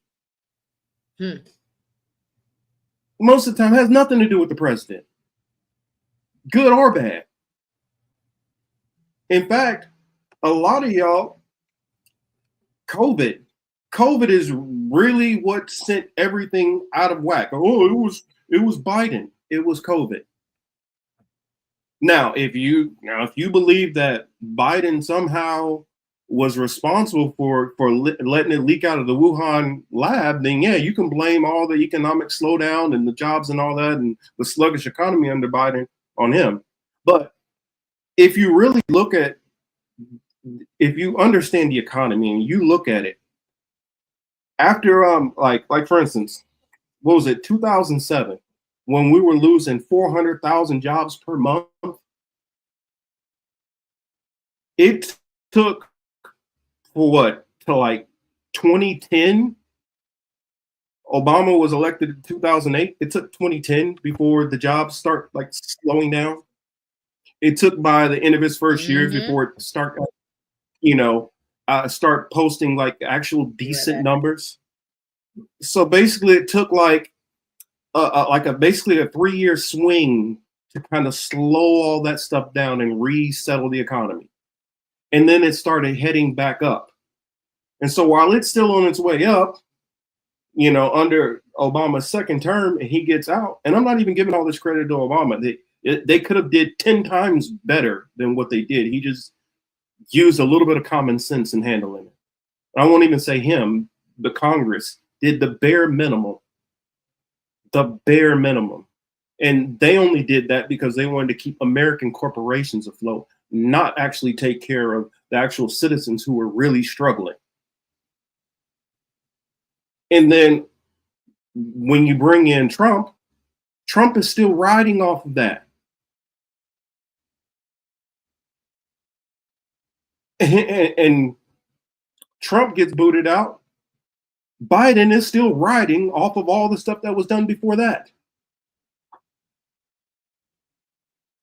But I mean, I'm going around and around and around. My point in that, in summing up my little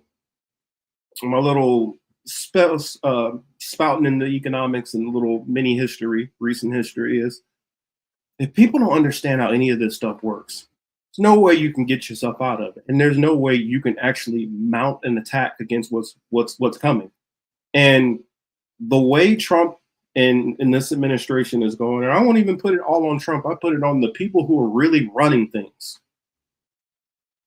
If they're really trying to downsize the economy and get us to working on the level of the rest of the global South, basically, decreasing our wages and making us own nothing and be happy, well, what you're going to end up having is either us start fleeing out of this country into other countries, or start seeing higher crime rates, higher poverty, and this country getting a lot more dangerous. And then you might even have a collapse of, because that's going to aggravate the population decline. And I know you're like, what are you talking about population decline? We got 340, 350 million. What I mean is Americans, especially if I'm talking about, born in America, not people who migrated and then got citizenship. And if people who if they say boot out or deport all of these people who they decide are not Americans and don't want any immigrants coming into this country, or the people who are Americans, if they stop having children and they keep going at the rate that they're going, you're not going to have enough people to be able to support the elderly in this economy. You're going to start having this go back into like the 1920s. And it's going to turn into a very, very crazy, ugly society, because this time around, they have cameras all over the place. And they have AI that's able to track and all that. And they're going to have robot dogs. And they're going to have a whole bunch of other stuff. So it's no Bonnie and Clyde days, none of that, Wild Bill Cody or any of that stuff. So that's what I would say. You're going to have a different society, which can get very, very nasty and ugly fast. So, unless you have some kind of governmental collapse or technological collapse, and then there's able to have some revolution in this country, then I don't see how, as a whole, the people who are currently at the bottom, do anything with this country unless there is some way where they're able to find somewhere else that they can build and build a society basically within the country, off the grid, whereas maybe a certain parts of this country succeeds and it becomes its own country, and it's be able to run autonomously separate from the United States. But sorry, that was long-winded spiel, but that's my spiel on all of that. Sorry, sometimes I ask questions that take me in a bunch of different directions. Hey, I love it. My mind be one track sometimes because I'm like, how we gonna get out this rut? And I hate to say it, my brain always immediately goes to, we gotta pay ourselves out, nigga. We gotta have money. We're not. I'm sorry. I'm not gonna always give y'all the honey for your belly. Nah, it's gonna. Good food sticks to your ribs. It ain't always sweet. We ain't got time to do no sugar on no medicine, make the medicine go down head ass. We not Mary Poppins. Yeah. And hello, T. Johnson. Good to see you. Yeah, I just wanted to lay that out there. And anybody else that I missed, I'm sorry if I didn't shout you out. Beamworthy, good to see you. Said, what could we have been doing? What could we have been doing? What might we do or might happen with the community's incentives and subsidies? They have no intention of giving any subsidies to communities. We're dealing with, here's the problem. This is when this goes back around to the whole conversation with the direwolves. When you start talking about Romulus and Remus, oh wow, you're frozen. It was funny, you were frozen with a big chunk going into your mouth, but you're good now. But when Till brought up about Romulus and Remus and harkening back to Rome and the fall of the Roman Empire. Well, it's always funny to me because there were Rome fell multiple times. You had Rome fall, then you had the Roman Empire fall, then you had the Holy Roman Empire, or, so you had 3 iterations of Rome which fell. And what you will have here, because America would be basically the modern day Rome, what you had in all those societies is, at one point you had emperors and rulers which cared and loved for this nation that they had, this project. And so they cared for it, they cared for their people. And then what happens is that next generation comes where, and it's the same thing, you can use it as like a corporation. You have this father or this family, they start a business. That first generation cares, everybody's all hands on deck, everybody's in there, they're helping. Then that next generation, they're a little bit more spoiled, they're helping, but they slack off a little bit. Then that next generation, after it's gotten even more successful, now they're at the helm and they're more detached from the hard work that got that company to where it was, or that country to where it was, that they don't appreciate or do the things that helped it become what it was. So they stop slacking off helping the workers. They start cutting on the insurance. They start doing all of these things that the early founders would never have done. And this is what's happening now. These people have benefited so much off of the people that they don't see value in people anymore. They don't see value of anybody at the bottom. Whereas the ones at the top, when they started America, they knew, okay, we have to have this push-pull balance. Yeah, we don't give a damn about these people, but we got to do a certain amount to keep a balance. Now they're just trying to extract as much as possible, because that's what happens with that younger generation. They've been so spoiled, it's just take. There's no more balance anymore. And that's what we're living in right now, where the rich now just want to take. They're not trying to balance anything. So hopefully that answered the question.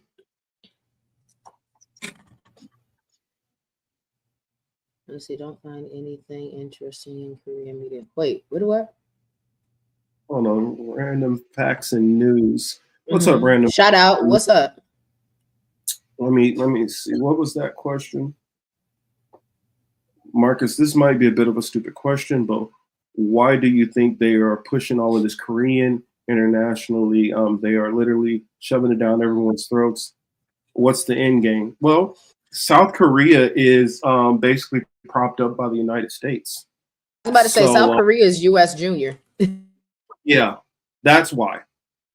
They're really trying to get people to say, see, look, this is China. Why don't you guys just be more helpful and be like this?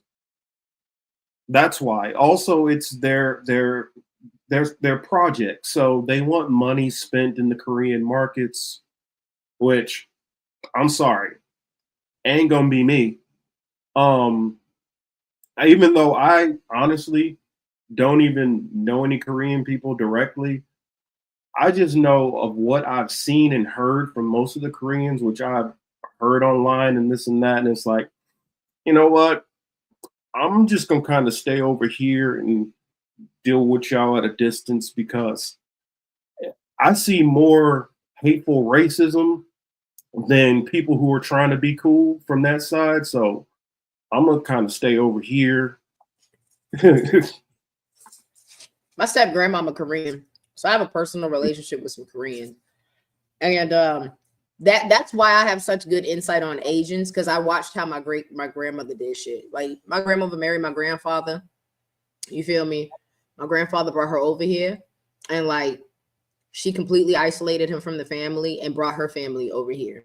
And then when my grandfather died, them niggas got the house. Period. Like, we didn't get shit. Like, I ain't get nothing. My mama got like a rose off his casket type shit. That was it. And those, my mom and her brother are the only kids of my grandfather. Like Sonny and them never had children. But when I tell you she brought her mama, her aunt, her daddy, 2 cousins, I'm talking about them motherfuckers got a whole crib in El Paso free of charge, all because Sonny did her due diligence of being my grandfather's wife. And that's why I know they got this like wild ass, like we gonna come together and like do this shit together type vibe. But like I know for a fact that Korea is US Junior. And so they always got to give you, I mean, why the fuck did they give us them African commercials in the 90s? You know what I'm saying? Like they literally are giving us In the Heart of the Angel, but the Korean K-pop version. Well, they put a lot of money into that project also. I think that they really want to set up for a scenario of if South Korea was to invade North Korea and push for trying to turn it all back into one Korea as it used to be, but make it all like South Korea. That's what I worry. Have anyone seen K-pop saying the N-word? No, yes. I haven't. Oh, I don't know. I'm like, I don't really know much about K-pop. I just hear them. People love K-pop. I mean, they love K-pop because they low-key sound black. Yeah, but K-pop has a Chula community. Did you know they had a Chola community? Yeah, and which some of that I get is like flattery is, you know, they say best imitation. It's kind of weird to me because like some of my views of different Asian communities have been kind of like getting flipped on their head because like I did grow up with like Chinese, Cambodian, Thai, Laotian, like around where I grew up. There was no Koreans that I knew of. There were no Japanese. And I always got the impression like that Japanese were very like kind of on the kind of racist against Black people. And which they possibly still could be, but like now I look at it as more of the, you know, of the Koreans, Chinese, and Japanese. Lately it's been looking like Chinese, well, talking about in China, tend to be more of the more egregious with the racism stuff. And it seems like Japanese seeming to be lower on that totem pole than I originally would have put them. Now I hear India is pretty bad too, but you know, that's a whole different ball game. But you know, there's racism all through the world, and it's. But like for instance, somebody brought up something about like Italy. Like I lived in Italy, and I've heard people talking about I'll never go to Italy, how racist it was, and I'm like, I lived there, and I mean, did I see some people who obviously didn't like Americans? Yeah. Did I see some people who didn't like Black Americans in particular, or Black people? Well, honestly, what I saw was, if you were a Black American, they tend to be like, oh, okay. They didn't really like Africans. And so there was I did, but I felt like what I saw in America, the racism in America was way worse than anything I even close to saw in Italy. But also, I felt like racism towards Africans in particular versus African Americans or Afro Brits or whatever is different. Can you put up Rondo's comment about K-pop and New Edition? You said about New Edition? Yeah, you see Rondo's comment? Oh, that shit funny, bro. That's fucking funny. It's true. That tickled me. That tickled me so bad because you ain't lying. Let them do a Can You Stand the Rain or If It Isn't Love cover. I swear I'm gonna lose my mind. The reason why I'm kind of about the whole, like, I don't know. I heard something and that, what is it? Meg the Stallion and the Japanese guy song, that song. Oh, yeah, whatever. Yeah, and I'm like, I don't want to entertain that because I've seen many times people like that'll be cool 1 minute and the next thing you know, they're not cool and they being very, very, very disrespectful. So try to be a little bit careful with that, because that's one thing. And I've seen, like, whether you're dealing with Africans dealing with racism versus, versus African Americans.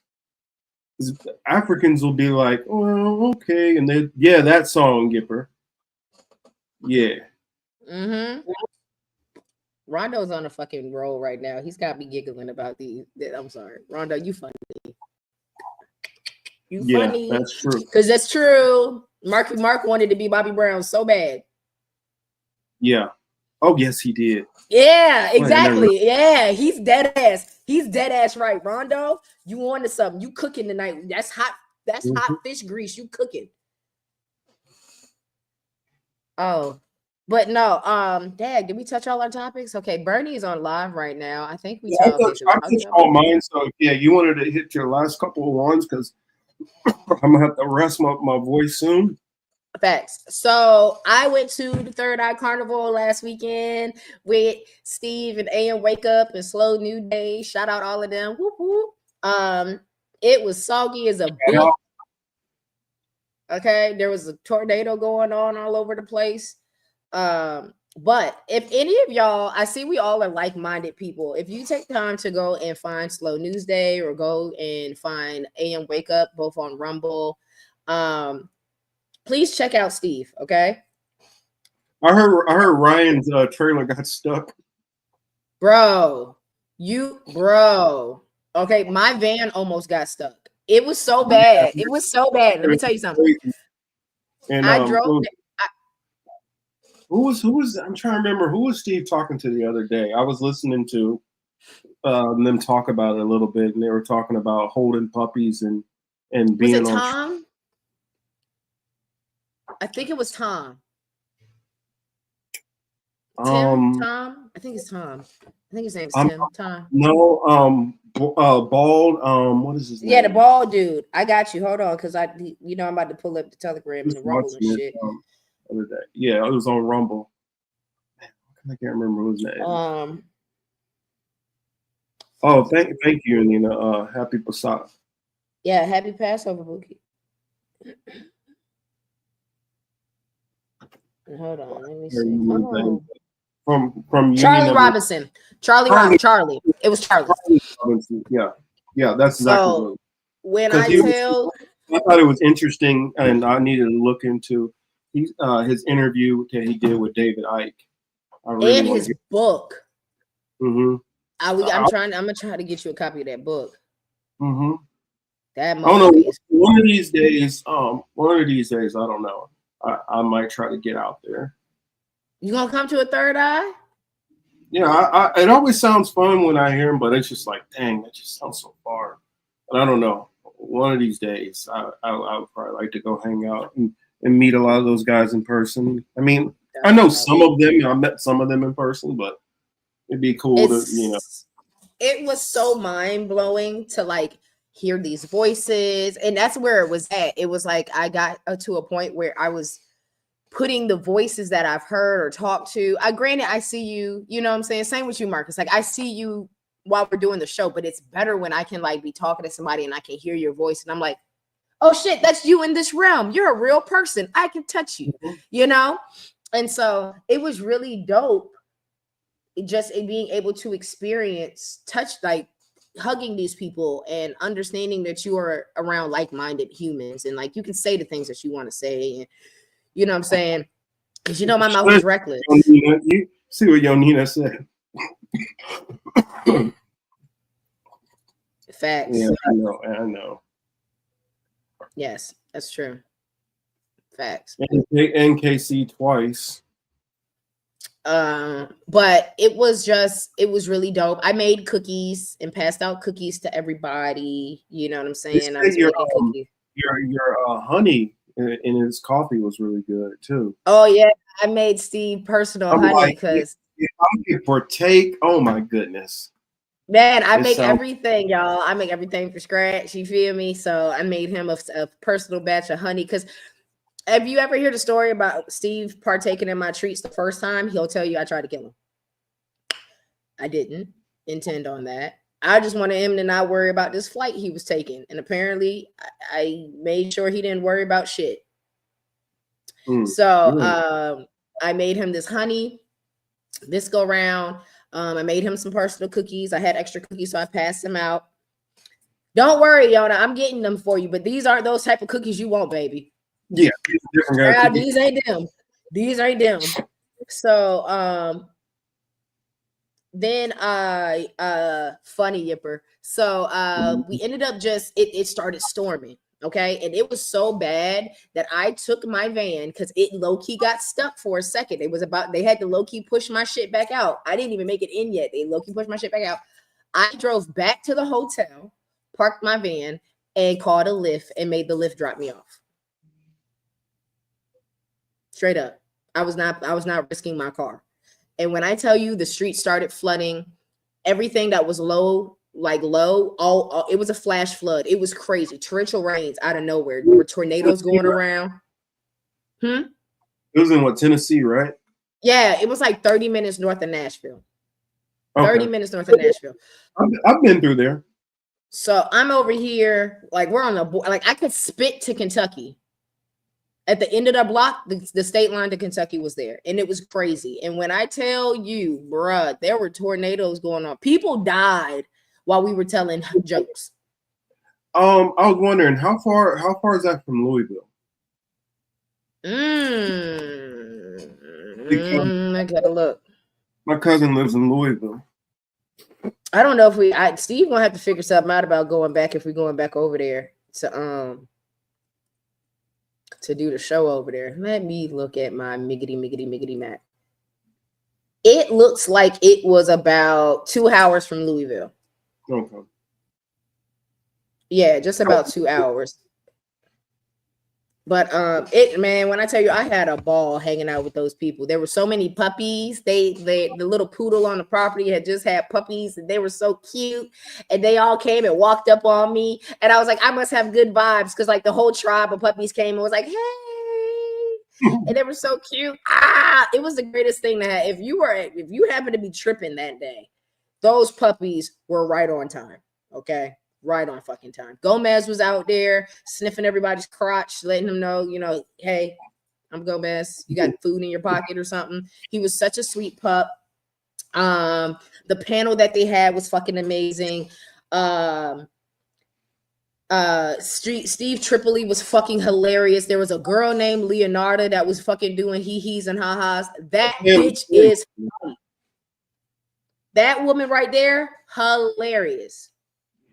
Dog, I had a ball listening to her crack jokes. Like I thought I was insane when I do crack a joke where I said women shouldn't have rights.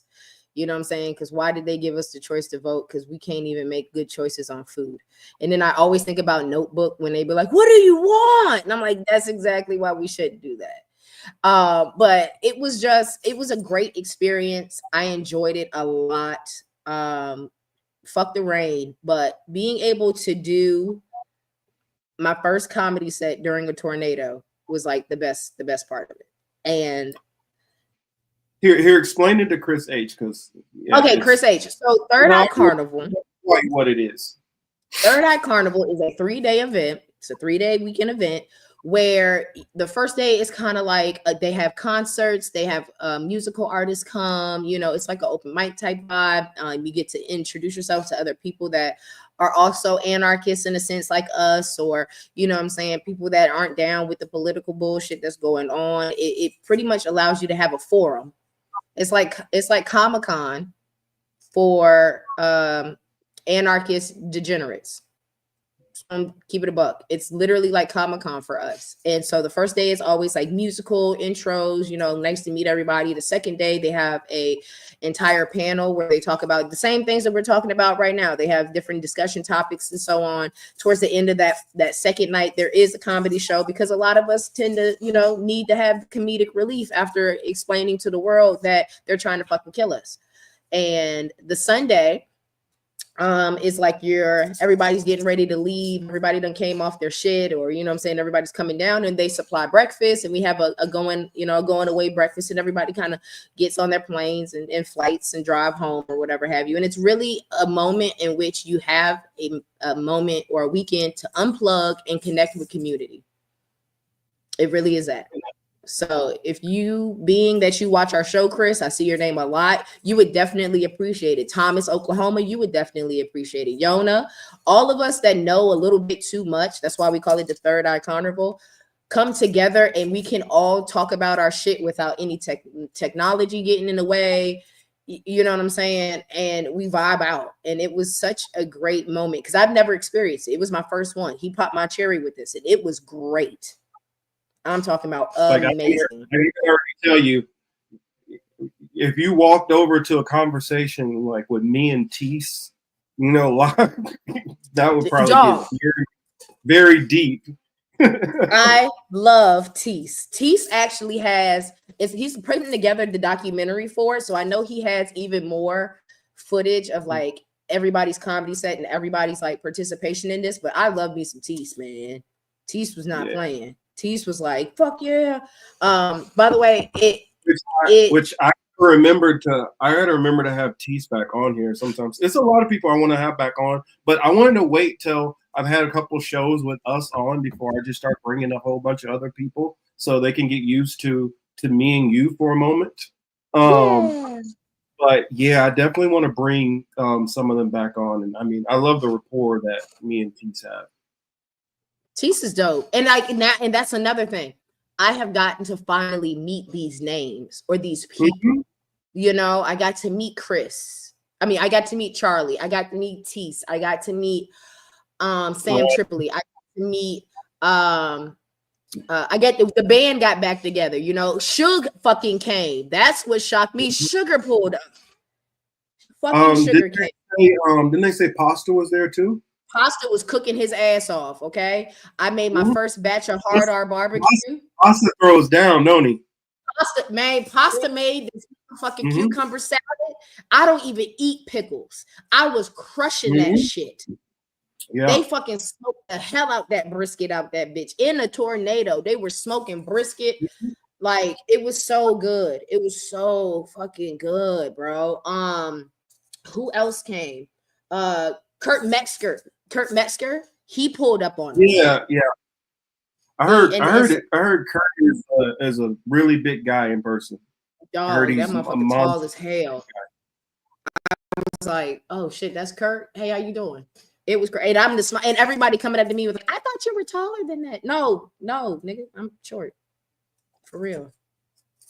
I'm really short. Yeah. Pasta. Well, he doesn't only make pasta, but I mean, bullshit. He made a pasta salad that was banging as hell. Pasta is a chef. Chef Pasta is it. And that's coming from one chef. I've had like his pasta. I've had vegan burgers. I've had a couple of things that Pasta's made. It moves around, Chris. So this particular one was in Tennessee. The next one will be in Pueblo, Colorado. And I think that'll be it for the year.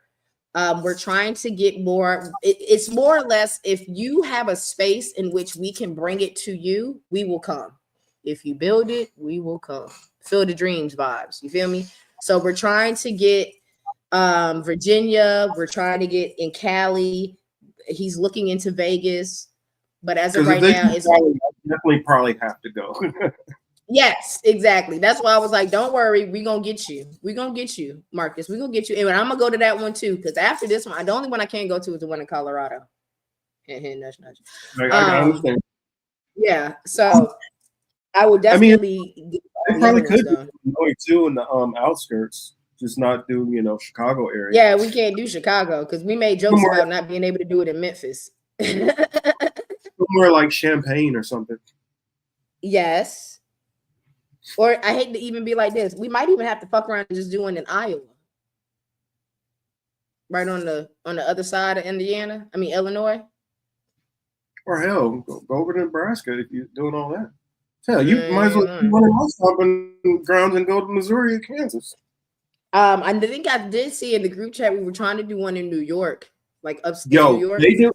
If y'all do one near the Ozarks, I'm going. Without a doubt, I'm going to that. You feel me? Especially during the summer. I love the Ozarks. But yeah, it was just a great it was a great experience. I can't wait to go to my next one. Next time I'm definitely going to go for at least 2 days, and it was so worth the drive. Like it really was dope. And then I got to do my first comedy set. Yeah, okay. If you want to get started up, I'll be right back. Okay. And so I got to do my first comedy set. Thanks to Steve. He had been talking to me about it anyway, because I run all my jokes past Steve anyway. He's such a funny dude. And so he knew some of my shit already, but it was the fact that like soon as I walked in, he was like, "You doing comedy today, right? You're trying to tell some funnies?" And I was like, "Ooh, I don't know." And he was like, "Charlie, Scott, she's gonna do comedy today. She's gonna tell funnies." And I was like, "Okay." So I ran it by him real quick, and he goes, "Yeah, sure, you can do that." And the feedback that I got back was so amazing. I felt so accomplished, and I'm so happy that I got to check something else off my bucket list of life. Yeah, it was a really nice experience. So before we depart tonight, I wanted to make sure that we all had the opportunity to see my comedy set. Woo! And if y'all don't know, y'all gonna know now. My jokes are offensive because I'm an offensive motherfucker. There's nobody is safe in my book. I definitely get in everybody's ass the same. And I try to tell that to all of my friends as well, because if I'm willing to check you, just know I've already checked myself first. I am definitely not one of those people that throw a rock and hide my hand. So if I say it to you, I would definitely tell myself the same fucking shit. Okay. And if I talk shit to you, that means I fucking love you and you need to tighten the hell up. Pretty much. That's it. So give us 8 minutes of your time. And oh, can I just do? I don't know if I want to do it that way. We'll do it this way. Let's see if we can do it this way. Mm-hmm. I think this is better. Okay. I don't know how you want to make it show, Marcus. You're gonna have to, oh, there we go. Let's see.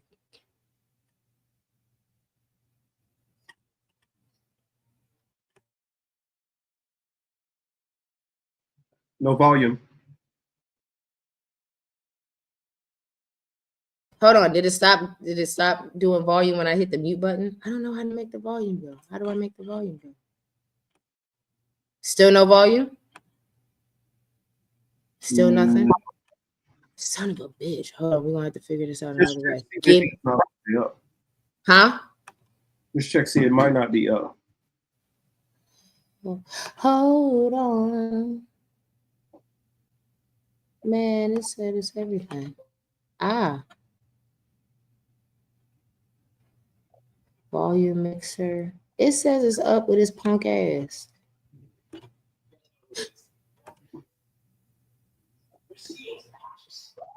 Okay, I can hear it.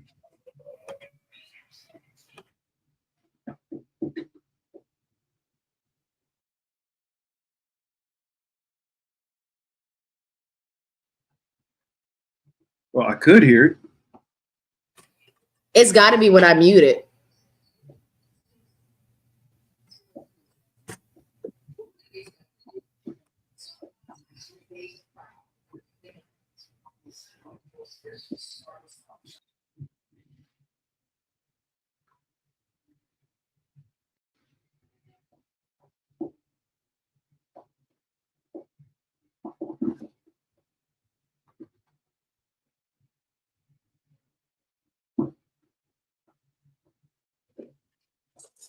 No, it's really low. You know what? Now you're super loud. Oh. It's okay. It's my shit. Hold on. Give me a second. I'm about to do this. Bam. Shabam. Open hope. Bam. 86 this one. Stop that one. Let's see if this one works. Yeah. I know who it is. Let's see. Miss Shields in the house. What's up? What's up, y'all? Is that one better? So I was originally in Sin City. I'm now in Virginia. Oh, sorry, my bad. Which is just as much of a sin. You know, the first sin when they came over and they tell you Plymouth Rock first, but it's really not. It's Jamestown. It's really what's happening with this. But we're gonna get to that in a little bit. So I just want to gauge the crowd. You know, I think everybody's probably seen it before. So we're just gonna start this off and try to figure out where we're at. Okay? So first off, hashtag Free Palestine. Okay, yeah, okay. Part 2. Hitler wasn't that bad. Okay. All right. We're working it. All right, third one. Bambi was a nigga. Now you might be asking like, oh, the deer? Yeah, the deer. First off, it was made by Disney. You know he didn't like niggas. But think about Bambi. I think we've all seen it, right? First 5 minutes in the movie, who dies? His mom. Black. Then, orphan ass kid. Who don't like him? The whole fucking hood. Black. Then you get to the end of the movie, my man makes a fucking comeback like it's BET, and what happens? His dad shows up when he gets drafted to the Bucks. That's black. Baby's a nigga. Baby is a nigga. Shit. Now, we heard Mariah come up and say something about the hard R barbecue, and if everybody's had a chance to try it, I made that shit. And if you also want to try some special treats, we got some of their shits too. Just come find me. But that fucking barbecue, right? That's some good ass shit. And I feel that only people that say hard R make good fucking barbecue, okay? So if you're not a little racist, if you don't put the R in my barbecue, I don't want it. Charles, let me ask you a question. You on the back roads of Tennessee. Obviously, where the fuck we're at. You're on the back roads of Tennessee. You see a white boy in the back of a fucking Exxon that doesn't even have working gas pumps. You get a barbecue sandwich from him. It's the best thing ever. You look at him, you're gonna think he said, what?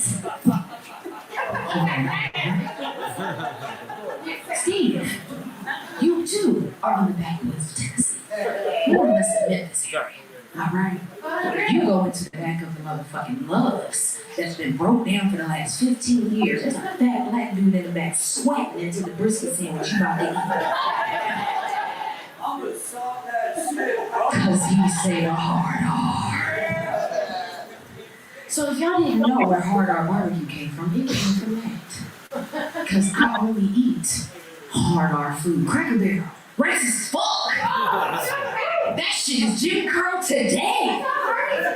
Okay? Elon Musk and Trump have their meetings there. Hard fucking R. Fucking the chorus fucking hard R. I swear one of the pictures said nigger. That's all I had. Hard R. I love Cracker Barrel. Them fucking chicken dumplings. Show them how to get to a nigga hard. Them biscuits? Somebody auntie with the fat underneath her arm make them fucking biscuits, bro. She called her kids hard R's. Alright, so I'm gonna go ahead and wrap this up. So, some may know I like using hard R, not just to talk to my fellow Americans. Hard R also does mean retard, which is one of my favorite words. That's the fuck. Okay, I love that fucking word. So I just wanted to end this one with this joke right here, since we're in a church. Number 4, Jesus was retarded. All right? He makes you in the image of him. So, oh yeah, that one warms all up right there. There you go. So, Jesus is a hard R. How, you may say? So first off, y'all know that when you do, you gotta break a hymen, right? So if God just went boop and put a baby in there. They don't know how to break it. Y'all seen babies when they don't get enough oxygen? I've lived in Colorado. They don't get enough oxygen.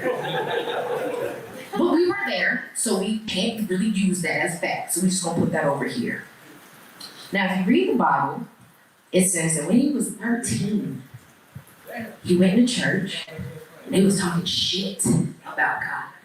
Now, when I was in the second grade, there was a kid by the name of Patrick who had a Pikachu obsession. He had this little Pikachu he kept with him all the time.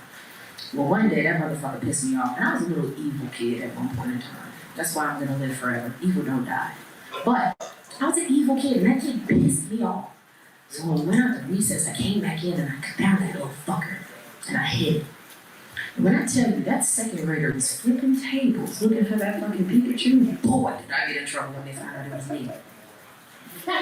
Jesus did the same thing. And you know how they get when they like one particular thing. And if he really liked his daddy that didn't show up, obviously Jesus is black, he would get the flipping some tables. And that's what they said he did in the Bible. At 13, he was flipping tables and beating grown men the fuck up. Retarded.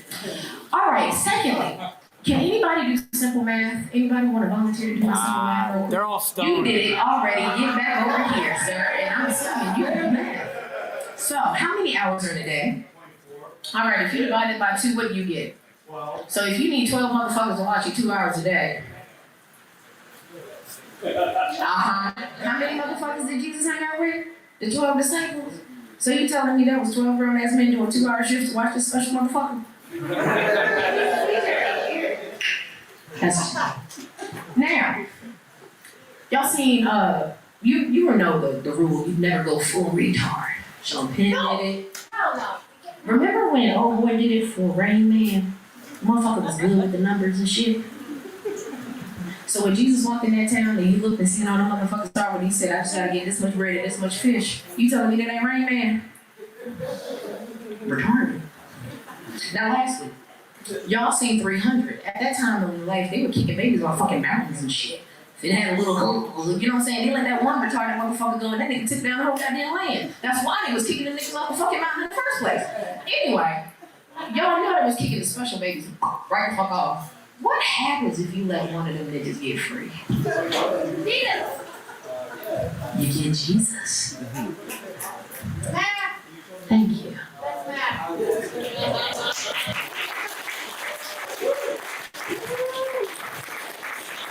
You good? Oh, all right. All right, give it up to you, everybody. Damn. All they jokes, They're all jokey jokes. y'all. I know some people can get offended really easily off of something. I gave them a warning. I told y'all it's a warning. But no, that was good. That was your first set, really? Yes, very first set ever. That was really good. Hey, Liz approves. Brew Bones approves. Thank you. And Yonina's there too. Approve. Thank you, baby. So yeah, very first set ever. I was definitely proud of it. My jokey jokes. I got the laughs that I needed. Thanks, D Nice. Now, just to give a little background, if y'all kept hearing that one heckler we had, that one girl that kept screaming, her very last joke.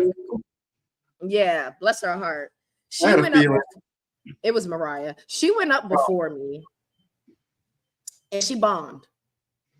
Oh. She completely bombed before me, and she had a hard R joke. Now, I will tell you, she had one joke that made me that tickled me, and she was like, "You can make any soap out of any fat. So why don't the girls get BBLs use their fat to make soap and call it FUBU?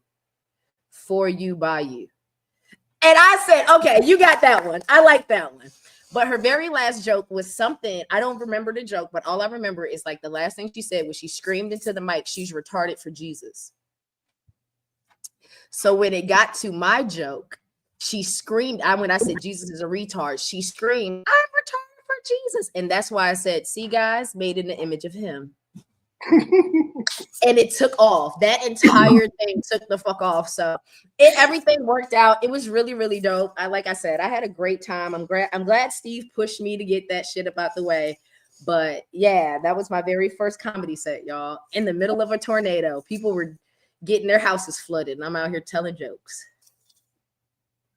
Hey, I mean, they say that tragedy and comedy goes hand in hand. Hey, I'm saying.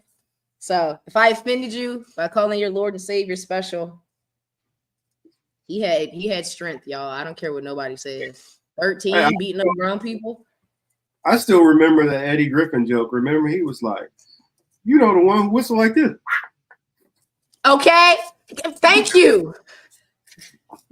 So like, get out of here. Nah, I know what you're talking about. You're talking about a 13-year-old beating grown man. You know what they say about our strength. Strong. You know. Thank you. Our strength is crazy work. I was like, I got jokes. No, I don't know. Maybe one of these days I'll tell you some of my jokes. See, come on, man. I don't know. I've honestly thought of trying to do a little hand in comedy in the past, but I don't know. I'll hold out. I'm living my dream right now, so hey, I'm crossing everything off my bucket list, y'all.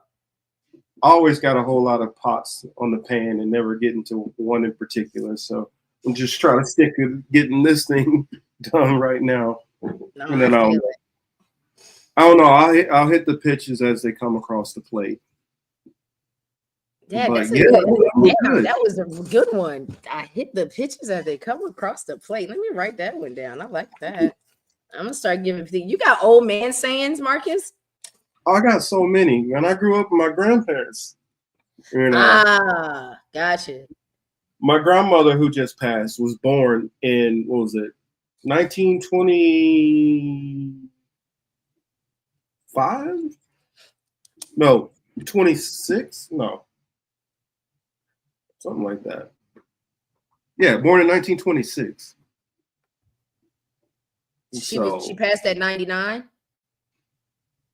I don't know why I'm seeming like my math is off somewhere here. My grandma was 98. Oh, I can't do the math right now. You good? Don't. And let's see, her birthday would have been in June. Would have made her 99. Well, Yonina, make sure to send me a PO box or something, and then I can send you that. But yeah, that was good, and yeah, we did hit all our topics. We might have a guest, and when you brought up soundboard, that reminded me.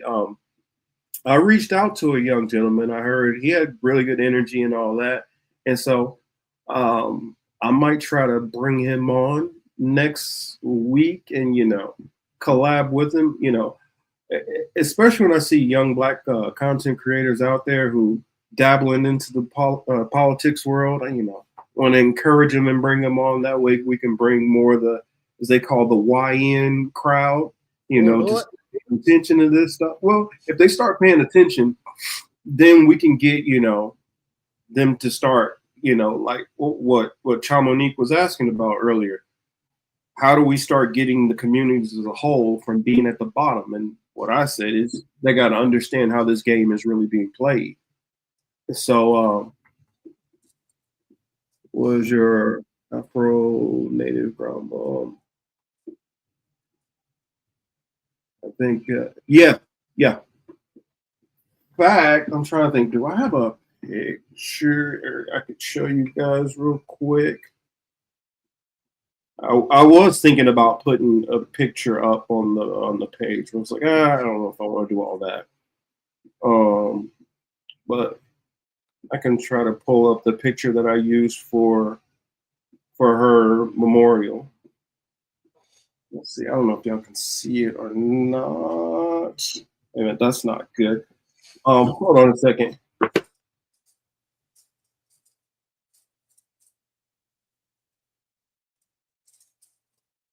While we're waiting on that, shout out to all the grandparents that are not with us. The good grandparents. Because I've had some shitty ones in my day. But shout out to everybody's grandparents still with us, not with us. Yeah, we're good humans. He getting one. He just got to get a paper copy. Yeah, I had a feeling we was gonna get that. But yeah, I figured here I'll show y'all.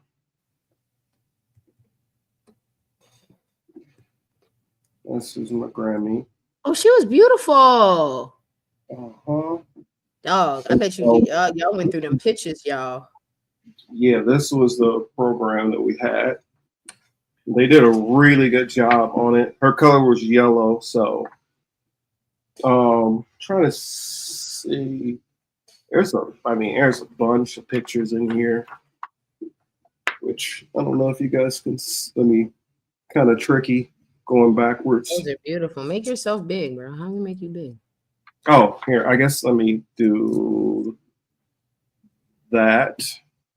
This will make me big.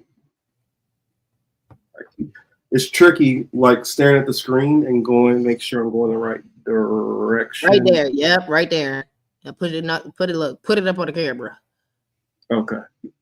And there we go. Look at that.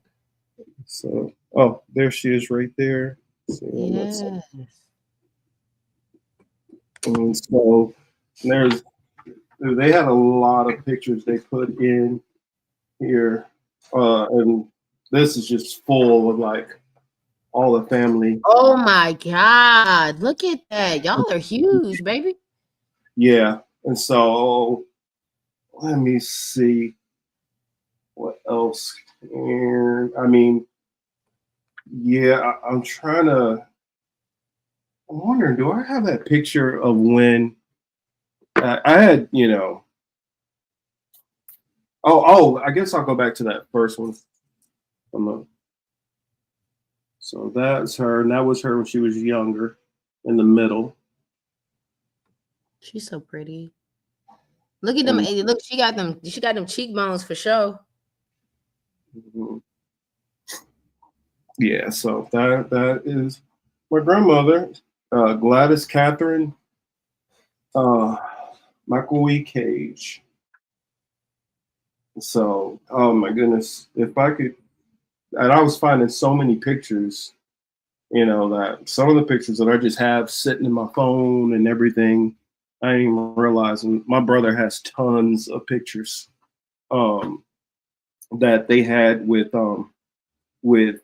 my nieces, and so yeah, it was a good send off. And my brother, I have to like give credit, and he was just like the family members who went up there to speak. We all had kind of our different messages, and like he just, man,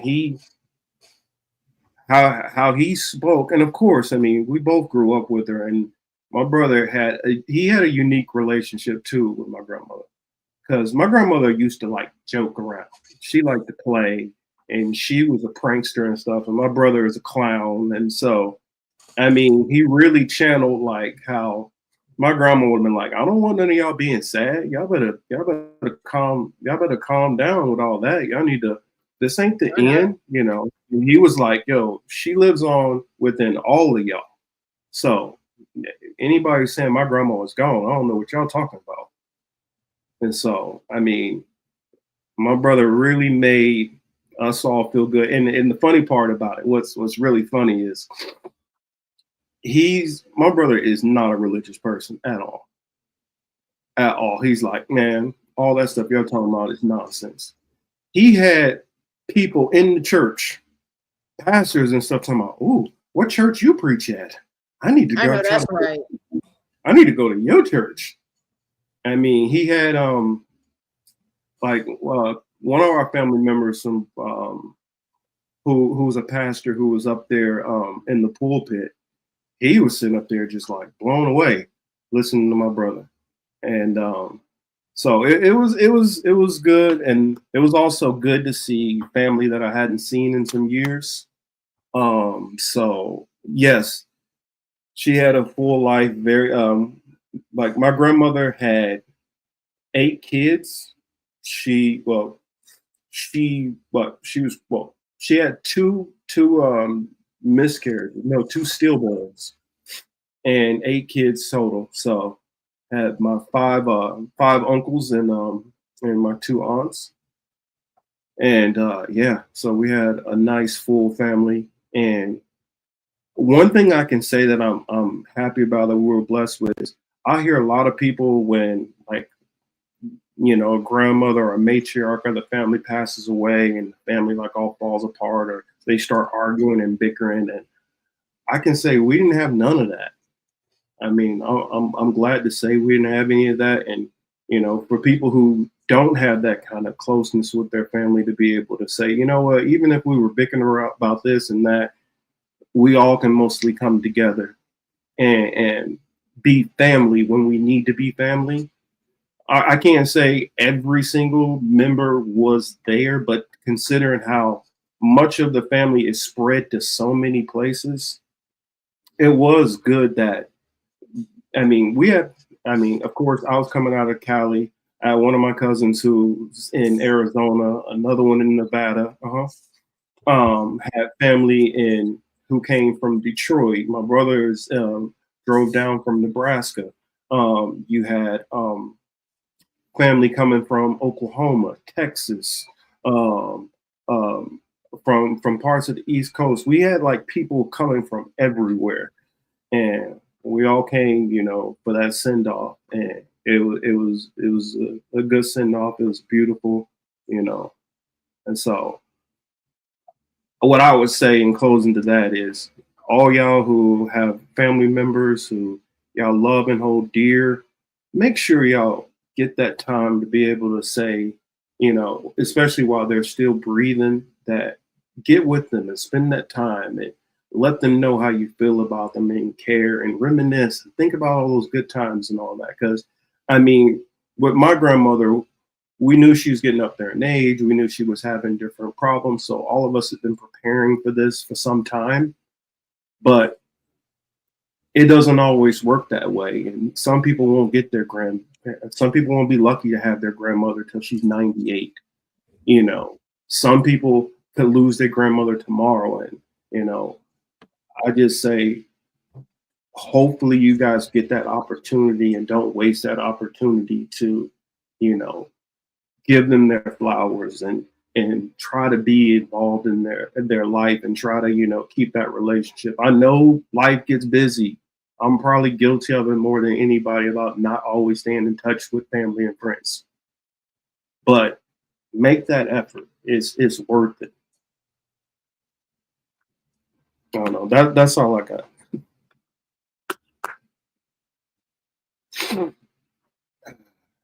Marcus got the flu, y'all. So yeah, I got the flu. That's what's going on with me. For those who didn't know, but I know that I wanted to make sure to hop on here. I know I'm probably be in trouble after I get off here because I said we weren't going to be on that long. I've been on longer than I was supposed to, so let me get my hands spanked. But I was glad to be back, and something that I guess I already talked about. We'll probably have a guest on for next week, but something that I definitely am going to bring up because we already started talking about it a little bit. We're going to talk about population. Global populations. And if y'all ask, well, why is that important? Look up global populations in some of these countries, or look up China. Why what they're worried about with populations. And you can even look into Russia. There's some videos out there about it, but that's something I'll say just to kind of put, a pin in that so you guys can think about it. That's something that I'm definitely going to bring up and talk about for next week, regardless of what's going on. That's something I do want to talk about. Thank you, Yonina. Yeah, but yeah, that's all I got. Anything else you want to plug, Till, before we get out of here? No. Next Sunday will be a dope show for sure. I finally get my surgery. I get my surgery on Monday. Just to let everybody know. Congrats. So I will be thyroid free, unfortunately, because it's just to a point where it has to be removed. So next show, you will be the first show where I don't have any scars by my Kanye tattoos, and you'll see me on the recovery that following Sunday. And if y'all notice me or y'all follow me on my Instagram, which is right there, you notice that I've been outside trail riding with all the country black people like the rest of the 92, just out here line dancing my little life away. So just continue to check me out. That's all I'm gonna pretty much try to do to keep my mind at rest and not be stressed about the bullshit. So that's about all I got going on, y'all. Oh, and if y'all want to order treats and cookies and shit, just hit me up also. All right. Thank you, everybody, for tuning in. It's definitely appreciated. Whether you watched it live, whether you popped in and out, or you catch this later on, much appreciation for y'all patronage. And we'll see y'all again on the next one. Peace and love, y'all. Y'all have a good week.